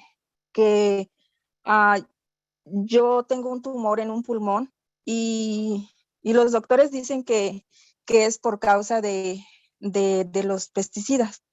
Entonces, quiero compartirles, ¿verdad? Esto, también quiero hacer preguntas, y discúlpenme si a lo mejor no puedo hacerlas de un modo muy educado sobre el tema, pero por ejemplo, yo entiendo perfectamente a Mario, porque yo pienso que aquí no se trata tanto de las regulaciones en un papel, sino siento que el papel a mí me puede decir que sí, que esto está así, pero en realidad, en la realidad no está pasando. No hay, a lo mejor habrá regulaciones, pero no se están llevando a cabo correctamente. Hay mucha gente con asma, hay mucha gente con enfermedades respiratorias, pero entonces es claro que no estamos avanzando. Les quiero comentar que yo he tenido experiencias, soy trabajadora del campo. Por ejemplo, se ve claramente que no solamente o hay irregularidades con los pesticidas restringidos, también con los otros pesticidas, porque siento que no hay como quien los verifique si realmente están cumpliendo con lo que dice la ley. No hay verificaciones. Mire, yo les puedo poner un ejemplo. He trabajado en files de uva. He encontrado lugares donde a las primeras horas, 2, 3 horas, te arden los ojos, te arde la cara, sientes que está demasiado impregnado de azufre. Al final del día te sacudes y es una polvadera que sale de tu ropa. Llegas a la casa y la ropa no se le quita el olor. O sea, te das cuenta claramente como trabajador que está en exceso. Hay otros files que supongo que está bien, sales bien, no sales con tanto polvo, puedes estar bien trabajando. Entonces, ahí yo me doy cuenta que no hay nadie que verifique si realmente están fumigando como se debe. Nosotros somos trabajadores del campo. Por ejemplo, yo entiendo que gracias a los files, a los campos tenemos trabajo, pero también estamos prácticamente, yo me siento, o sea, sola contra el mundo, porque aunque yo me dé cuenta que esa fumigación está en exceso, que no puedo hacer mucho porque a lo mejor lo puedo reportar, pero no hay nadie que verifique, o sea, en el momento en que se fumiga o que si se está llevando a cabo como debe de ser. Ahora también con los pesticidas restringidos. Yo tengo entendido que hay un reporte que sale meses después, como un año después de que los pesticidas se utilizaron. Yo quiero que por favor me entiendan como, ¿qué puedo yo hacer con ese reporte que sale meses después? Aquí se trata, pienso, de prevenir, de ver de qué manera prevenir. Yo estaba comparando un día a los pesticidas con las armas, porque esto tiene que ver desde quién lo comercializa, quién lo vende, quién lo compra, a quién se lo pueden vender, quién lo puede comprar. Me imagino que ustedes bien saben, cuando uno compra un arma, uno va y uno tiene que tener ciertos requisitos, cumplir con esos requisitos para que le vendan a un arma. Entonces, así pienso yo, ¿verdad? Mi ignorancia, disculpen, que cuando alguien requiere un pesticida, quiere comprar un pesticida, tiene que cumplir con ciertos requisitos. Está bien, el papel dice que cumplió con los requisitos, pero ¿quién lo verifica? ¿Quién va y comprueba que eso se lleve de la manera como marca la ley? Entonces, yo de verdad les agradezco mucho que estén aquí para tratar de ayudarnos, pero siento que no nos ha funcionado. O sea, yo les hablo de 10 años atrás, estamos en las mismas. Entonces, a lo mejor cambiar un poquito el plan de trabajo, ponerse en los zapatos de las personas que realmente estamos viviendo la situación. No sé, no se trata nada más de papeles, de una oficina, de monitorear, no sé, la computadora o de unos aparatos, sino que realmente sea un trabajo físico, verificar, gente que verifique, tal vez no todo el tiempo, tal vez una temporada, tal vez ciertos files. O sea, no sé, de verdad, quiero que me disculpen por mis comentarios, pero siento que ya, o sea, es impotencia. Sí, entiendo perfectamente a Mario, porque es lo que sentimos. También otra cosa, nosotros como gente común, no tenemos conocimiento, como por ejemplo, si nos dicen tal pesticida es restringido, pero se llama de tal manera, tiene esta composición, nosotros no lo conocemos, o sea, no sabemos cómo se ve, no sabemos cómo huele, no tenemos precaución, ¿verdad? Pero entonces yo les quiero pedir de alguna manera, necesitamos que por lo menos nos digan qué cultivos necesitan esos, o qué cultivos se sprayan con esos pesticidas restringidos, dónde se encuentran, la ubicación, así para nosotros identificar.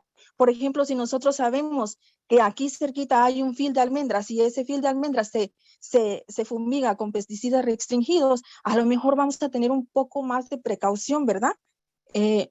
O no sé, algo que nosotros como gente común podamos identificar, cómo identificarlo, porque si me dices este pesticida se llama así, pero estoy en las mismas, no sé cómo identificarlo y no tenemos como esa protección, entonces al menos para nosotros tener un poco de precaución. Disculpen, este es mi comentario.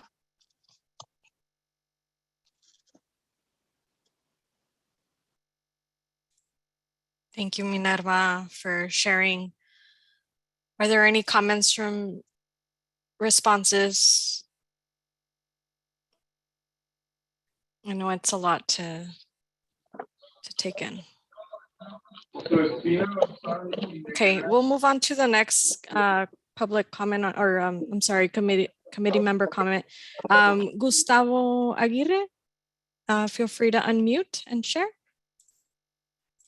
Yeah, I think my it's more, I think, a question. mainly for AWIJA, but I think for all the agencies.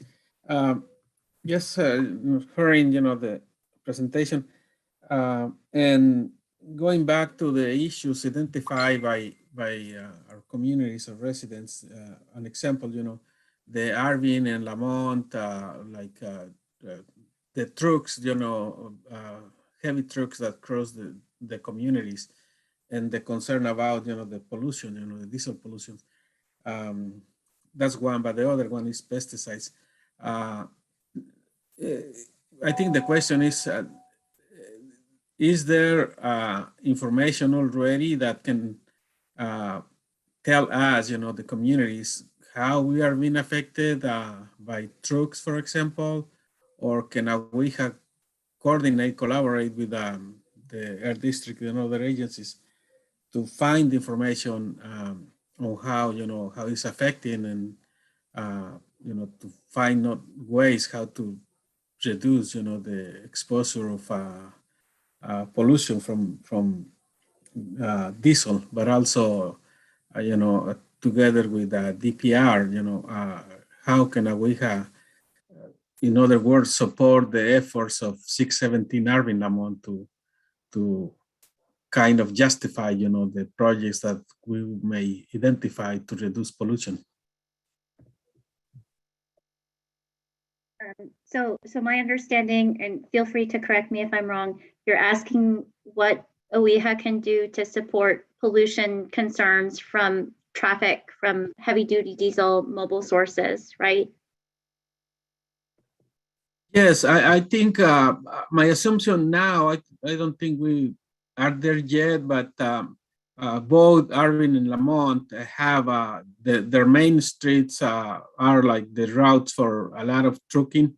And I think my question is, how can you help gather the information, or if you have monitoring devices that,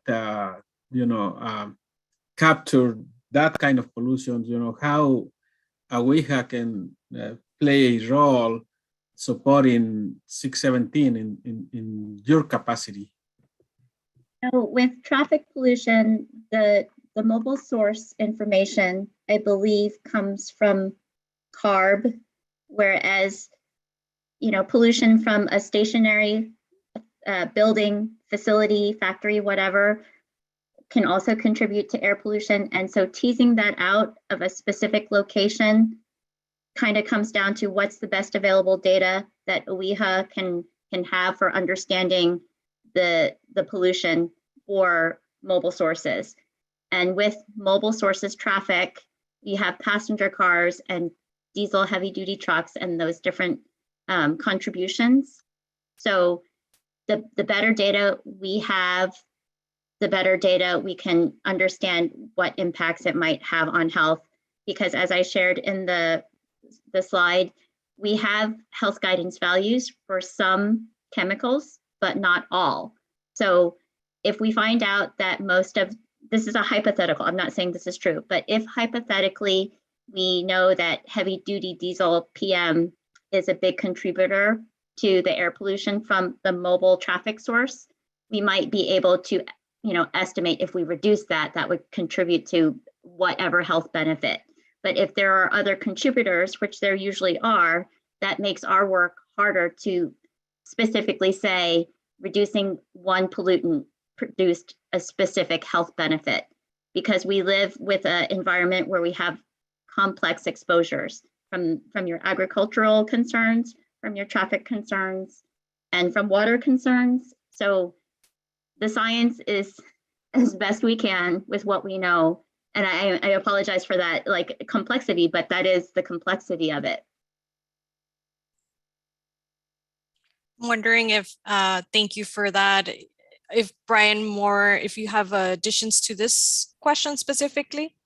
Oh yeah, I was just gonna say, so I'm Brian, I work at the Air Resources Board. So mobile forms of pollution are what we regulate. So as far as estimating the amount of air pollution from cars and trucks, we have done that with inventory. So it's kind of estimation based on like the amount of trucks on the roads. So we do have that, and I think we supplied it in one of the earlier meetings. Now, if there is, as this progress moves this process moves on and the community's identified like specific like intersections where trucks are concerned, or maybe a facility where a lot of trucks are going in and out, we can get creative. We work with the air district and like in Fresno, the city, to like there's ways we can like do truck counts maybe, or things like that to get a more specific idea about a certain area. So yeah, that's something we can help out with the agency staff in this group as that moves forward. You know, when Arvin Lamont starts talking more about the specific strategies they want to address in their emissions reduction program. So, and we can share the inventory again too, that kind of estimates emissions from the cars and trucks in the area. Great. Thank you for that addition, Brian. And thank you, Gustavo, for your question. We're going to move on to 2 final comments, and then we're going to transition to the next action item, agenda item. Paulina Torres, go ahead.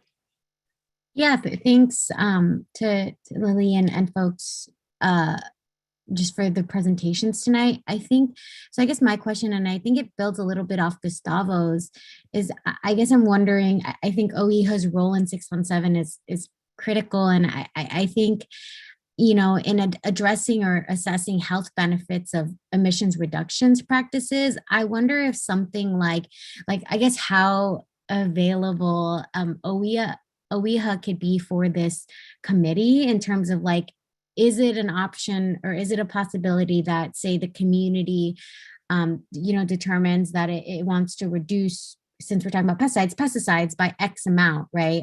And it's a specific one, and, you know, there's data there, I'm sure, based off kind of DPR's data. Is OEHA able to kind of share, or I guess give the CSC information about like the health benefits of that reduction? And if so, that's great. But if not, like, I guess I'm just wondering, like, the types of things we can ask OEHA to opine or to help us kind of figure out as I think as the committee starts developing its community emissions reductions plan, that would be super helpful. The best I can offer as kind of a response to that is OEHA has a statewide responsibility to help with determining what emission reduction practices might produce health benefits statewide. So even from this perspective of, you know, I listen to your community's meeting quite regularly. Maybe you've seen my little icon. So I am trying to understand the different pollution concerns of the different communities for all the AB 617 communities statewide. And what I think would be most beneficial is if we as the state learn a practice, an emission reduction practice that works well for a similar community that has a similar pollution control pollution problem, we might be able to replicate, you know, that emission reduction in a different community without having to do all the, you know, foundation building of understanding. So with that question, OEHA has been named by the Eastern Coachella Valley community in their community emission reduction plan to work with also CARB and DPR about their pesticide concerns. So I guess the simple answer is, if you ask, we have a responsibility, especially if we're in your community emission reduction plan. So that's the simple answer. Okay, so just to clarify, we would put it in the SERP itself, not kind of as we're developing the SERP. It would kind of be in identifying things in the SERP itself. That is how it has worked for, yes, the other community. Okay, that's helpful. Thank you. Great. And one final comment or question from Emma. Go ahead. Yes, thank you. Okay, I want to bring it back to Minerva's comments. I think she said a lot and there wasn't any type of response, which I find very disappointing. I think, you know, all of the agencies here have a responsibility for the well-being of the community members, and there wasn't not even a nod, I feel. And so I hope that, you know, we all listen to the main points of her comments and that we take that in and that we come back maybe next time with the response. But, you know, based on what she was mentioning, I do want to bring up a few questions. And if we don't have answers for those, I respectfully request that we have answers for them for the next time. So first of all, Minerva mentioned, you know, the that it might be difficult to be able to understand which chemicals are being used. You know, you can say MITC, but we don't know what crop that's associated with, right? So I think from what I understood, she would like to know which crops are the ones located in the boundary that utilize the restricted material. So if you have an answer for that right now, Glenn, based on the notice of intent, which crops are actually using those restricted material, that would be super helpful for you to share today. And then I'm going to just say all my questions in case you'd like to answer all at once. And then she also mentioned that there was a few times where folks were being sprayed. I would like to know, Glenn, if there has been any violations made in the past maybe 2 years that you can share that happened within those boundaries. Another question, which locations within the boundaries get the most restricted materials? Folks have mentioned Arvin High School as one of the places where the pesticides are often sprayed when students are out. I would like to know, is Arvin High School, or I'm sorry, is the field next to Arvin High School potentially one of the ones that get restricted material? There's another field right next to, or an almond orchard, I'm sorry, right next to the community of Fuller Acres. Does that orchard also get restricted material? That would be very helpful to know. So yeah, do you have any answers for those questions, Glenn? So you've asked about 1,000 questions right there. So it's tough for me to answer those. On specific, first of all, use reports are posted on our website. We have use information going back 7 to 10 years on all of the locations that any growers are growing anything in the county. That's on our website. We have use reports. So anybody can look up any specific location and see what materials have been used on that location. As far as MITC specifically, I only know off the top of my head that it's very commonly used in the growing of carrots. I know that it's used in other crops, but that's the only one I can say off the top of my head.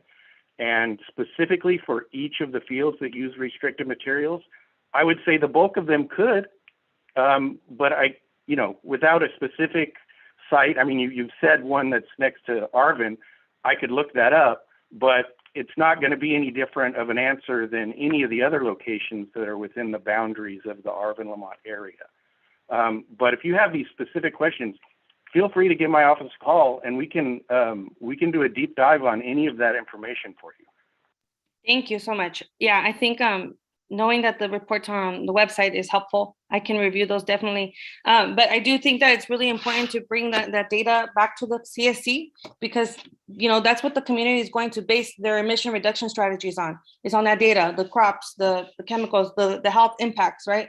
So if you don't mind, Glenn, please bringing that information to the next meeting as to which crops use the MITC in addition to the carrots, and maybe looking at the map that we developed as a group on the pesticide concerns, and identifying if those are often used restricted material.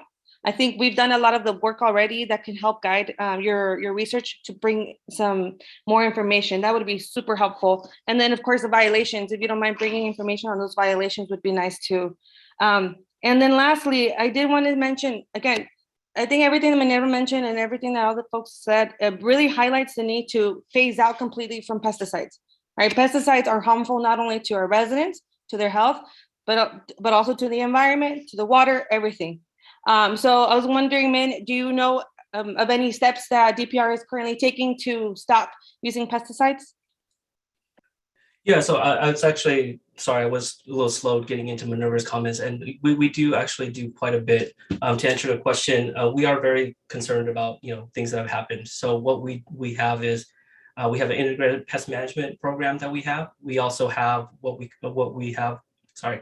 we have a sustainable pest management work group that is actually a collection of, I want to say like over 20 experts in various fields, kind of coming together to kind of roadmap out what potentially California can do to kind of move to a safer and more sustainable pest management program. That could be moving away from more toxic chemicals. It could be different practices. I'll drop a link into the website, but I think they're going to be, I'm not sure if they haven't done so, but there's a public comment period to that. So if you're interested in kind of providing input, I would recommend going to that. But yeah, the department in general has been looking at various ways to move forward. I mean, for me, working where we're doing now, we're looking at how can we make the practices as safe as possible. Obviously, some things, things can happen, but that's what my team is tasked to do. So we make sure that if it's being used in a way that not only is safe for the residents, but for the environment and, just for the workers as well. One of the things that I do want to kind of highlight is and Glenn may be able to speak more to this, but I think from what I understand from talking to some of the growers in the area, they have a notification system or kind of a contact system where they talk to each other about like, hey, I'm doing X, Y, and Z in this field on these days. And I don't know if that's still up and going or not, but in the past, people have told each other. So the supervisors of the field would then notify their staff of, hey, stay off of the east end or something like that. So that has been something that has been available in the past. So yeah, all these things that, as Minerva said, prevention is probably the best course of action for a lot of these things. But in lieu of that, my team is trying to make it as safe as possible. And then on top of that, the department's goal is to move with the Sustainable Pest Management Program. And I'll drop the link in there if you guys want more information on it. Thank you so much. Just a quick follow-up. Glenn, if you have anything more to add on the notification that Min just mentioned? I don't think so. Okay, is it still active? Are the ranchers still communicating amongst themselves? Well, maybe Min, were you referring to our the current notification, grower to grower notification that we have? Is that what you're saying? Yeah. Yeah, So, I think it was grower to grower notification or communication or something. So we're the only county in the state that has a grower to grower notification, and what that is a system that we have where for the restricted materials, neighboring growers. So if you're a grower on one piece of land, if that piece of land touches the land of another grower, when one of you is going to make an application of a restricted material, the other one will get a notification of when the projected date of application is and what the material is. The purpose of this system is to protect farm workers so that each of the growers are able to determine what their workload should be and whether they should bring in workers who would normally be in the field on a certain day, not because they're projecting that there's going to be drift, but just so that they can further protect those workers in case there's an accident. So they don't want to take any chance on getting their workers exposed. So that's the purpose, so that it improves the communication that most growers actually already do. When they have neighbors, they usually communicate that kind of thing anyway, but this just is an added level of protection so that they know what's going on in the immediate area. Okay, yeah, that sounds like a really good system. I think one limitation that I'd like to highlight there is the need to include residents in that notification, right? So that folks know, which is what Minerva was mentioning. And, maybe exploring how we can incorporate residents being notified whenever that notification between the growers is happening. Could be something that we can explore for a CERP measure as well. Okay, well, thank you so much for your time. Thank you, Emma and Glenn and others. There's a question related to this information. It sounds like there's discussion about information that will be presented at the next meeting. Whether there's discussion about whether that can happen or not, whether it's feasible and to collect that information in time or if it needs to be presented at a different meeting. There's a question in the chat that says, when you say next meeting to have this information, do you mean February 16th or 23rd? Because the boundary was expanded and that is a large area. Please confirm the time so Glenn can look at the date assembly. And we're gonna get to this information in a moment, but the next regular meeting is scheduled for February 23rd. The other meeting on the 16th is specifically for monitoring and budget. So I'm gonna assume that it's in the next regular meeting. If it's feasible, that's between the entities. Bianca, I'll take your final comment. And again, thank you everyone for your patience through the comments that are coming through from that seem critical to continue that discussion. So with Bianca's final comment, we'll transition to the next item and try to wrap up as shortly as possible. Bianca, go ahead. Okay, this is for OEHA and DPR. When we were working, I'm sorry to refer back to Shafter, but when we were working together in regards to the T-loan exposure that happened in that area, OEHA always standards were different than DPRs. And that's where it's concerning to have pesticides as being in emissions. If two interagencies are not collaborating in the same readings of toxicity for resident exposure. That is alarming. I want to make it clear that residents don't really know about this, but I wanted to assure that this did happen, and we had a huge fight with OEHA and DPR on the way they view their readings on exposure. And I wanted to address it because, as Glenn mentioned in the chat, there's no way of reporting any type of incidents because we don't have a monitor in this location. But yet we do have something that is very alarming when we have the notice of intent. The yearly report that schools do receive, and we've seen different types of chemicals that are restricted, that are going to be exposed in our children's in the school areas. This is the most accurate information that we have for the residents for Arvin and Lamont. And there's even a daycare that has about 10 sheets of restricted material, and there's residents living in that location. That is concerning because we have the data. We don't know the amount of pounds that are going to be applied, but yet the Ag Commissioner is trying to brush it off as, oh, there's no reading, so we don't have to deal with it. Yes, we have to deal with it. This is something that is happening in a daily life, and how we are structured in Arvin and Lamont. We get the worst air contaminants because we are in what you call a U, and all the toxicity stays in there. We don't have mountains that make the airflow. We're not like other communities that could brush off any toxic airs. No, it stays in the air.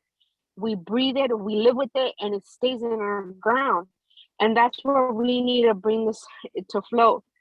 I know that I mentioned a couple times in the chat with Glenn about the location, and he's like waiting until statewide, but here locally we want to address it because there's money allocated for this. There's money that could potentially make this in residents know that there is exposures out there. There could be prevention, but if we have one member that is not willing to work with us, that is concerning.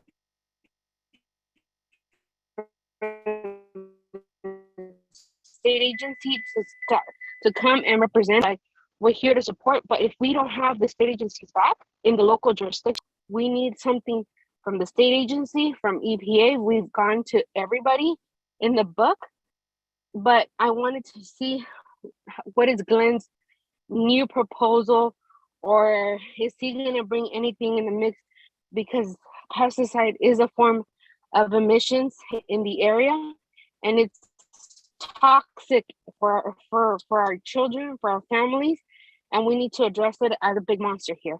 It's not something that we should brush off. This is something that we've been bringing it on in different communities, because as we all know, the valley feeds the world, and we need protection for our residents, for our workers, and for our children.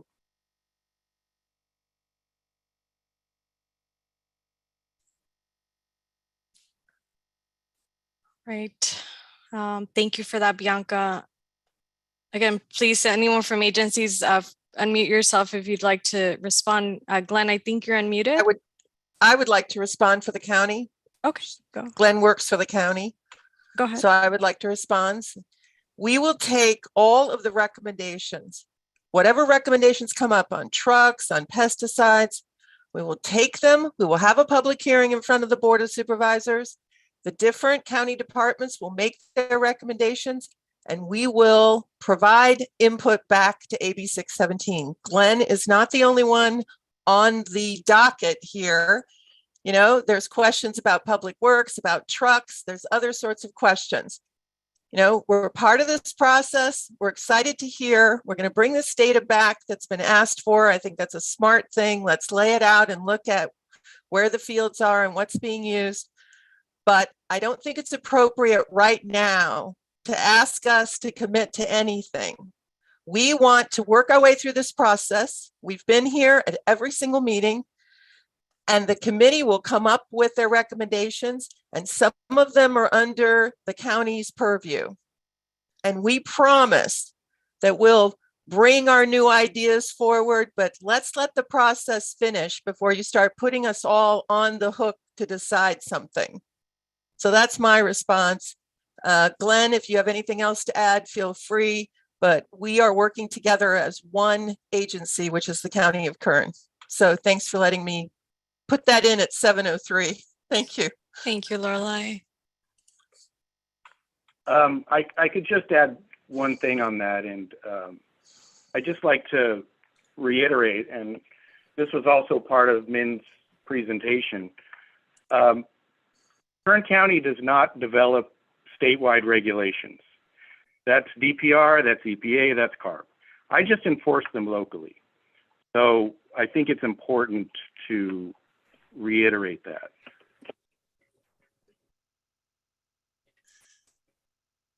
Thank you, Glenn. But Glenn, you mentioned earlier that you were the only county here in California that created the grower-to-grower notification.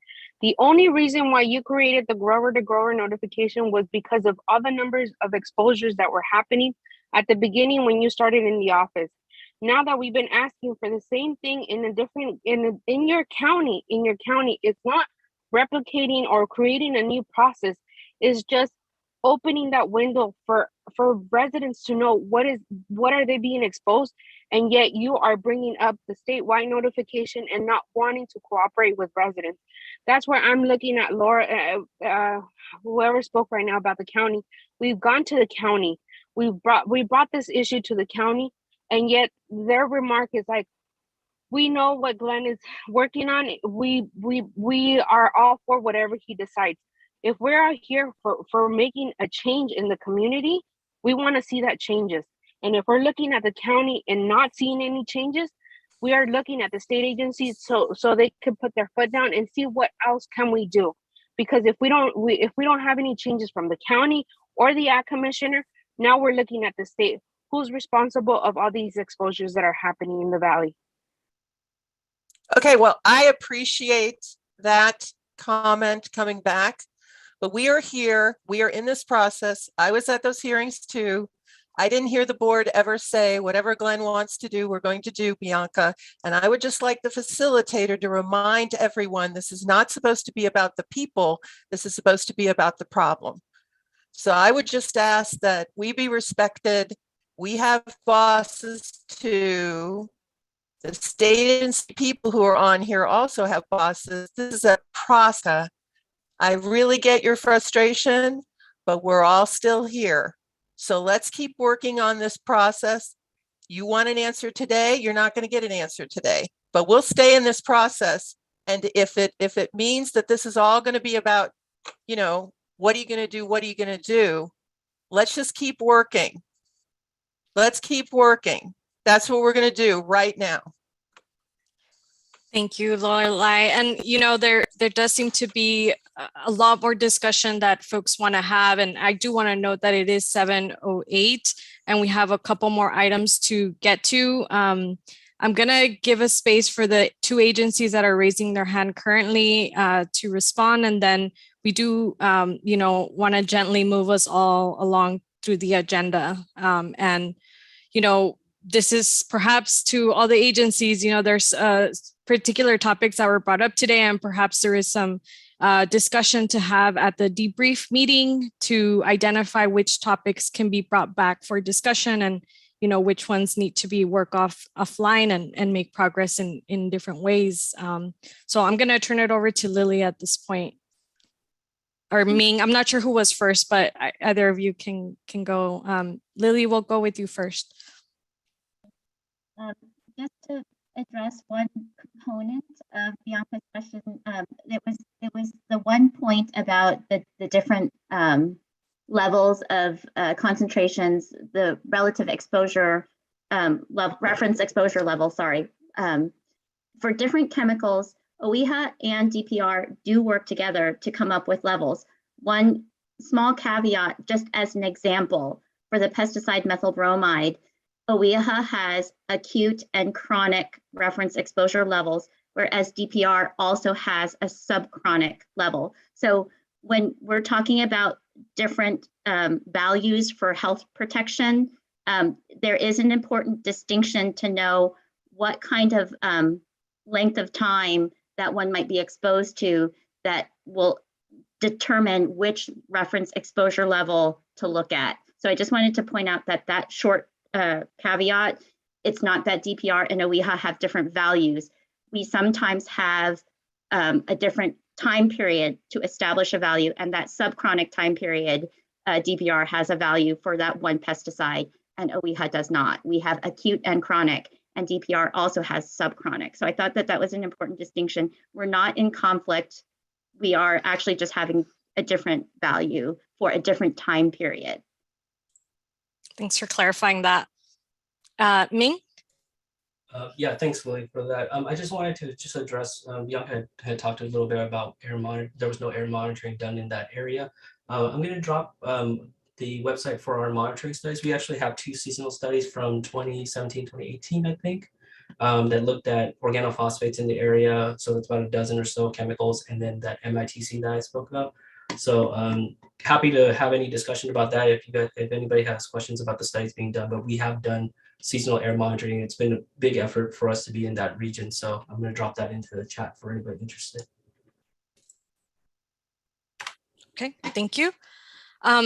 Mario, I'm going to ask to hold your comment just a little bit. Don't lower your hand. We're going to just go to the next item. We're going to hold your comment for the public comment section. Thank you for your patience. With that, I'm going to turn it over to the Air District to take us on to the proposed Community Air Monitoring Network meeting on February 16th item. Yeah. Thanks, Danielle, and thank you, everybody, for all the comments and the discussion tonight. I know that's this is a subject that is very important to the residents of the Arvin Lamont community, and kind of going into that, one of the things we're talking about monitoring and what can be done, and we've been having a lot of conversation with the steering committee on what options are available for community air monitoring within the community, and so we set aside a special meeting to really just focus on that and want to work with you on identifying locations where that equipment can be deployed.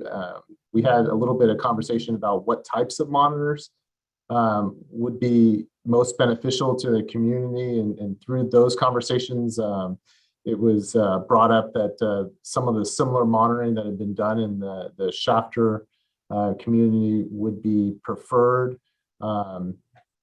And so towards that end, some of the equipment that we purchased for the Shafter community takes quite a bit of time to build and put together. So we're trying to get that procured, and so we didn't want to do it without having talked with the committee about that. So there will be at some point an item to take to purchase those pieces of equipment, because it does take several months for those to be built. So I just wanted to let you all know that part. But we're going to have a lot of discussion in a few weeks about where this equipment can be deployed, and and kind of the areas where people are seeing things of concern. So looking forward to having that discussion with you as well. Wonderful. Thank you for that.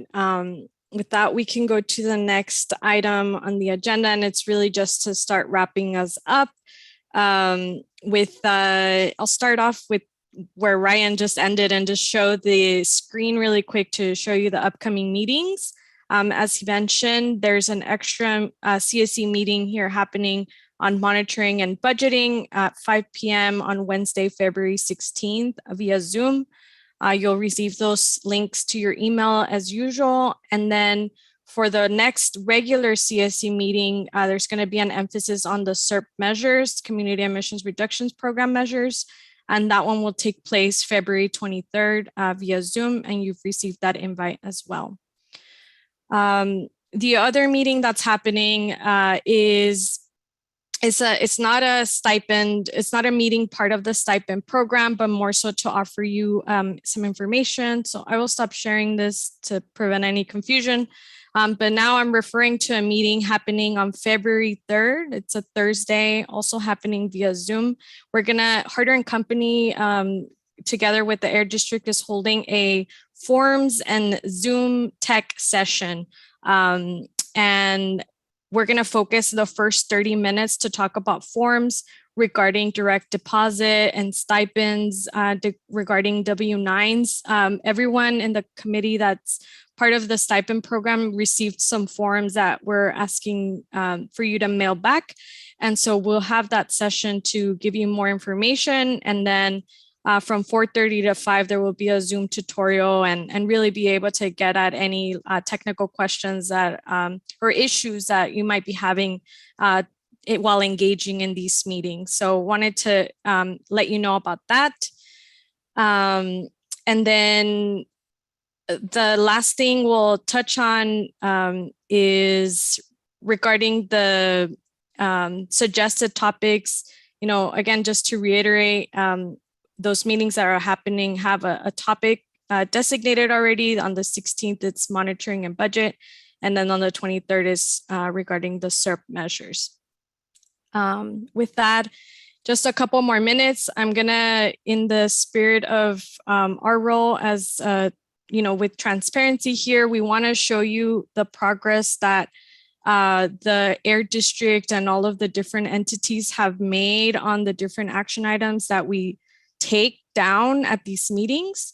So before we share the items from January, we do want to show you the updates that the Air District has included on here. So what you're seeing now is the action item list that from December 8th.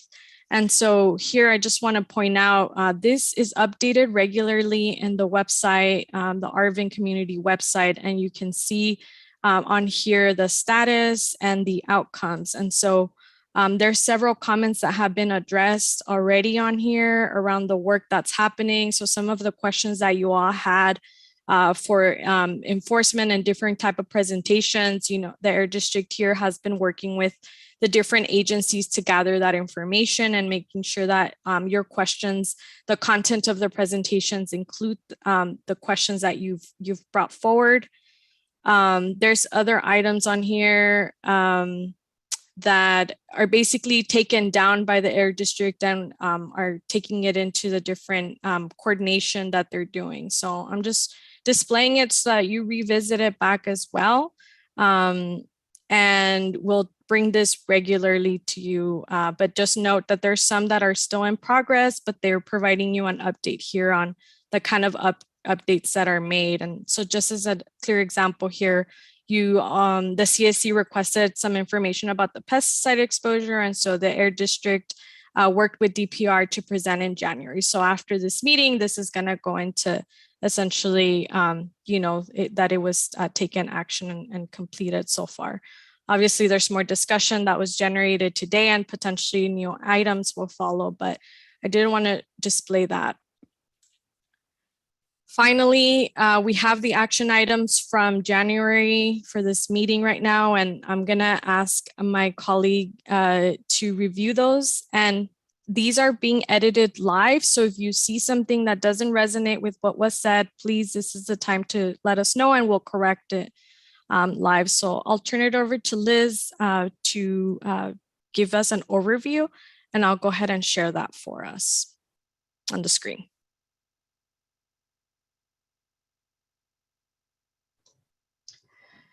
Okay, so we have, I think, 3 action items that have come out of tonight.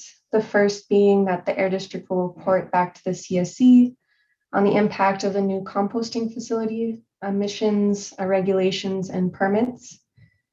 Next, the Air District will coordinate a joint discussion with the Water Resources Control Board and any interested CSC members.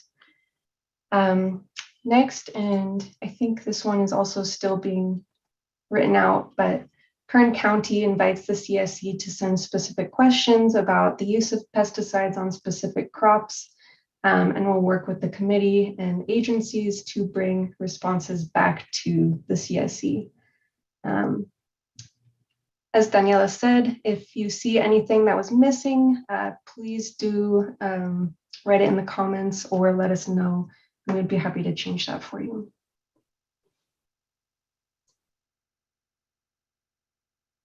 Great, thank you for that.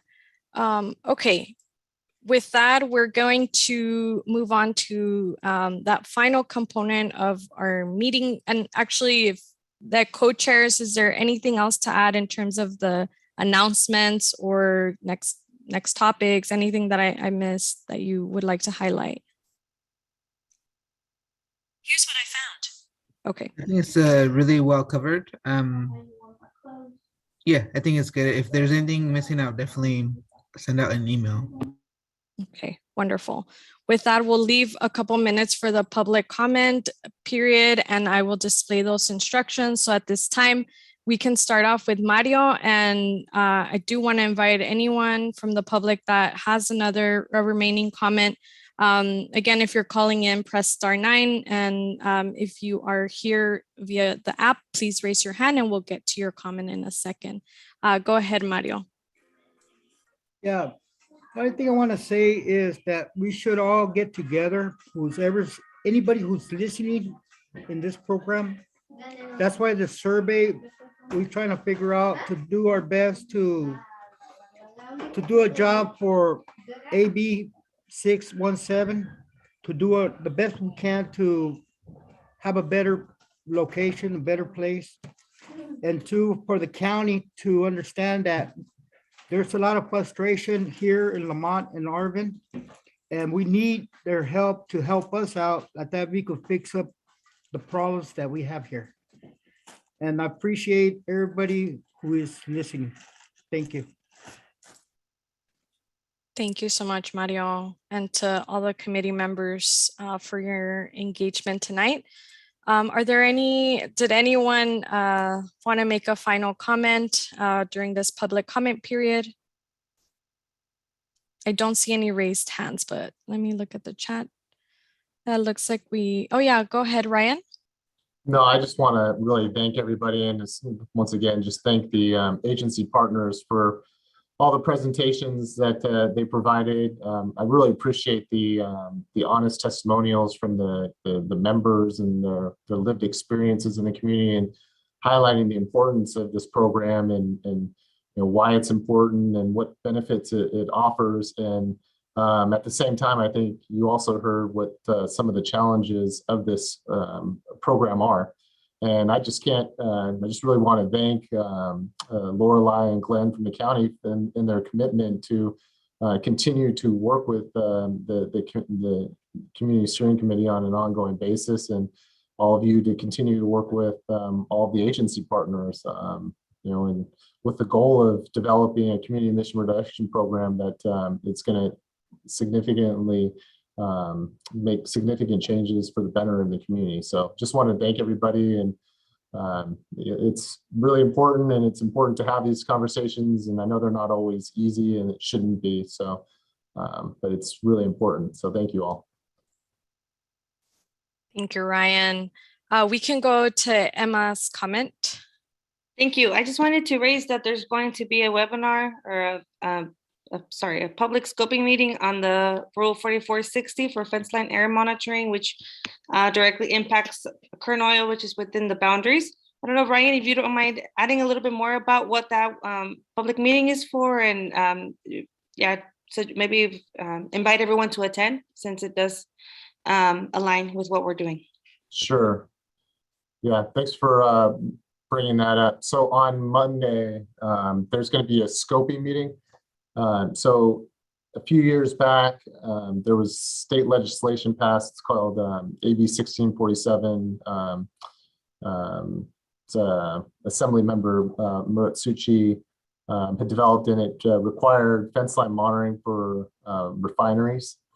And so the district developed a rule that requires fence line monitoring and community monitoring as well.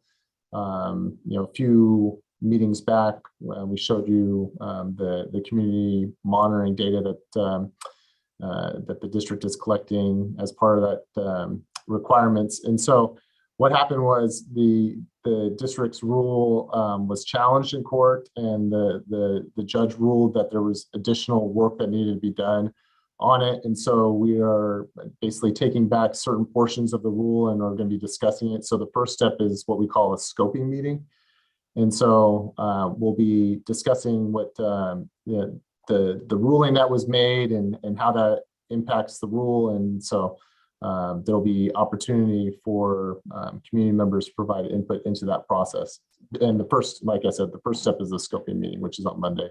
And yeah, I see that some people have dropped in the time. We do try to have those meetings at the night in order to allow community members to be able to attend and participate as well. Thank you for that. Well, before we all go our separate ways, I want to name Jose. You're on your iPhone. We just want to gather who you are, what your last name is, so we can document you in the attendance. So Jose's iPhone, if you can identify yourself. Sí, soy José Ojeda. Ojeda. Okay, gracias. Thank you. Okay, with that, Ryan, the words that you expressed earlier. Gracias. Thank you, Jose. Thank you. Thank you. We'll document you and change your name. Yeah, I don't want to add any more time. So just, in the words of Ryan earlier, thanking everyone. I just express the same type of gratitude for the important discussion that we've had and for all of our presenters today. It was an important one, and just hope that you all continue to stay safe and take care, and we'll see each other at the next meeting, February 16th for the special meeting. Thank you all very much. And if the community co-leads, I'm not sure if you have any final remarks.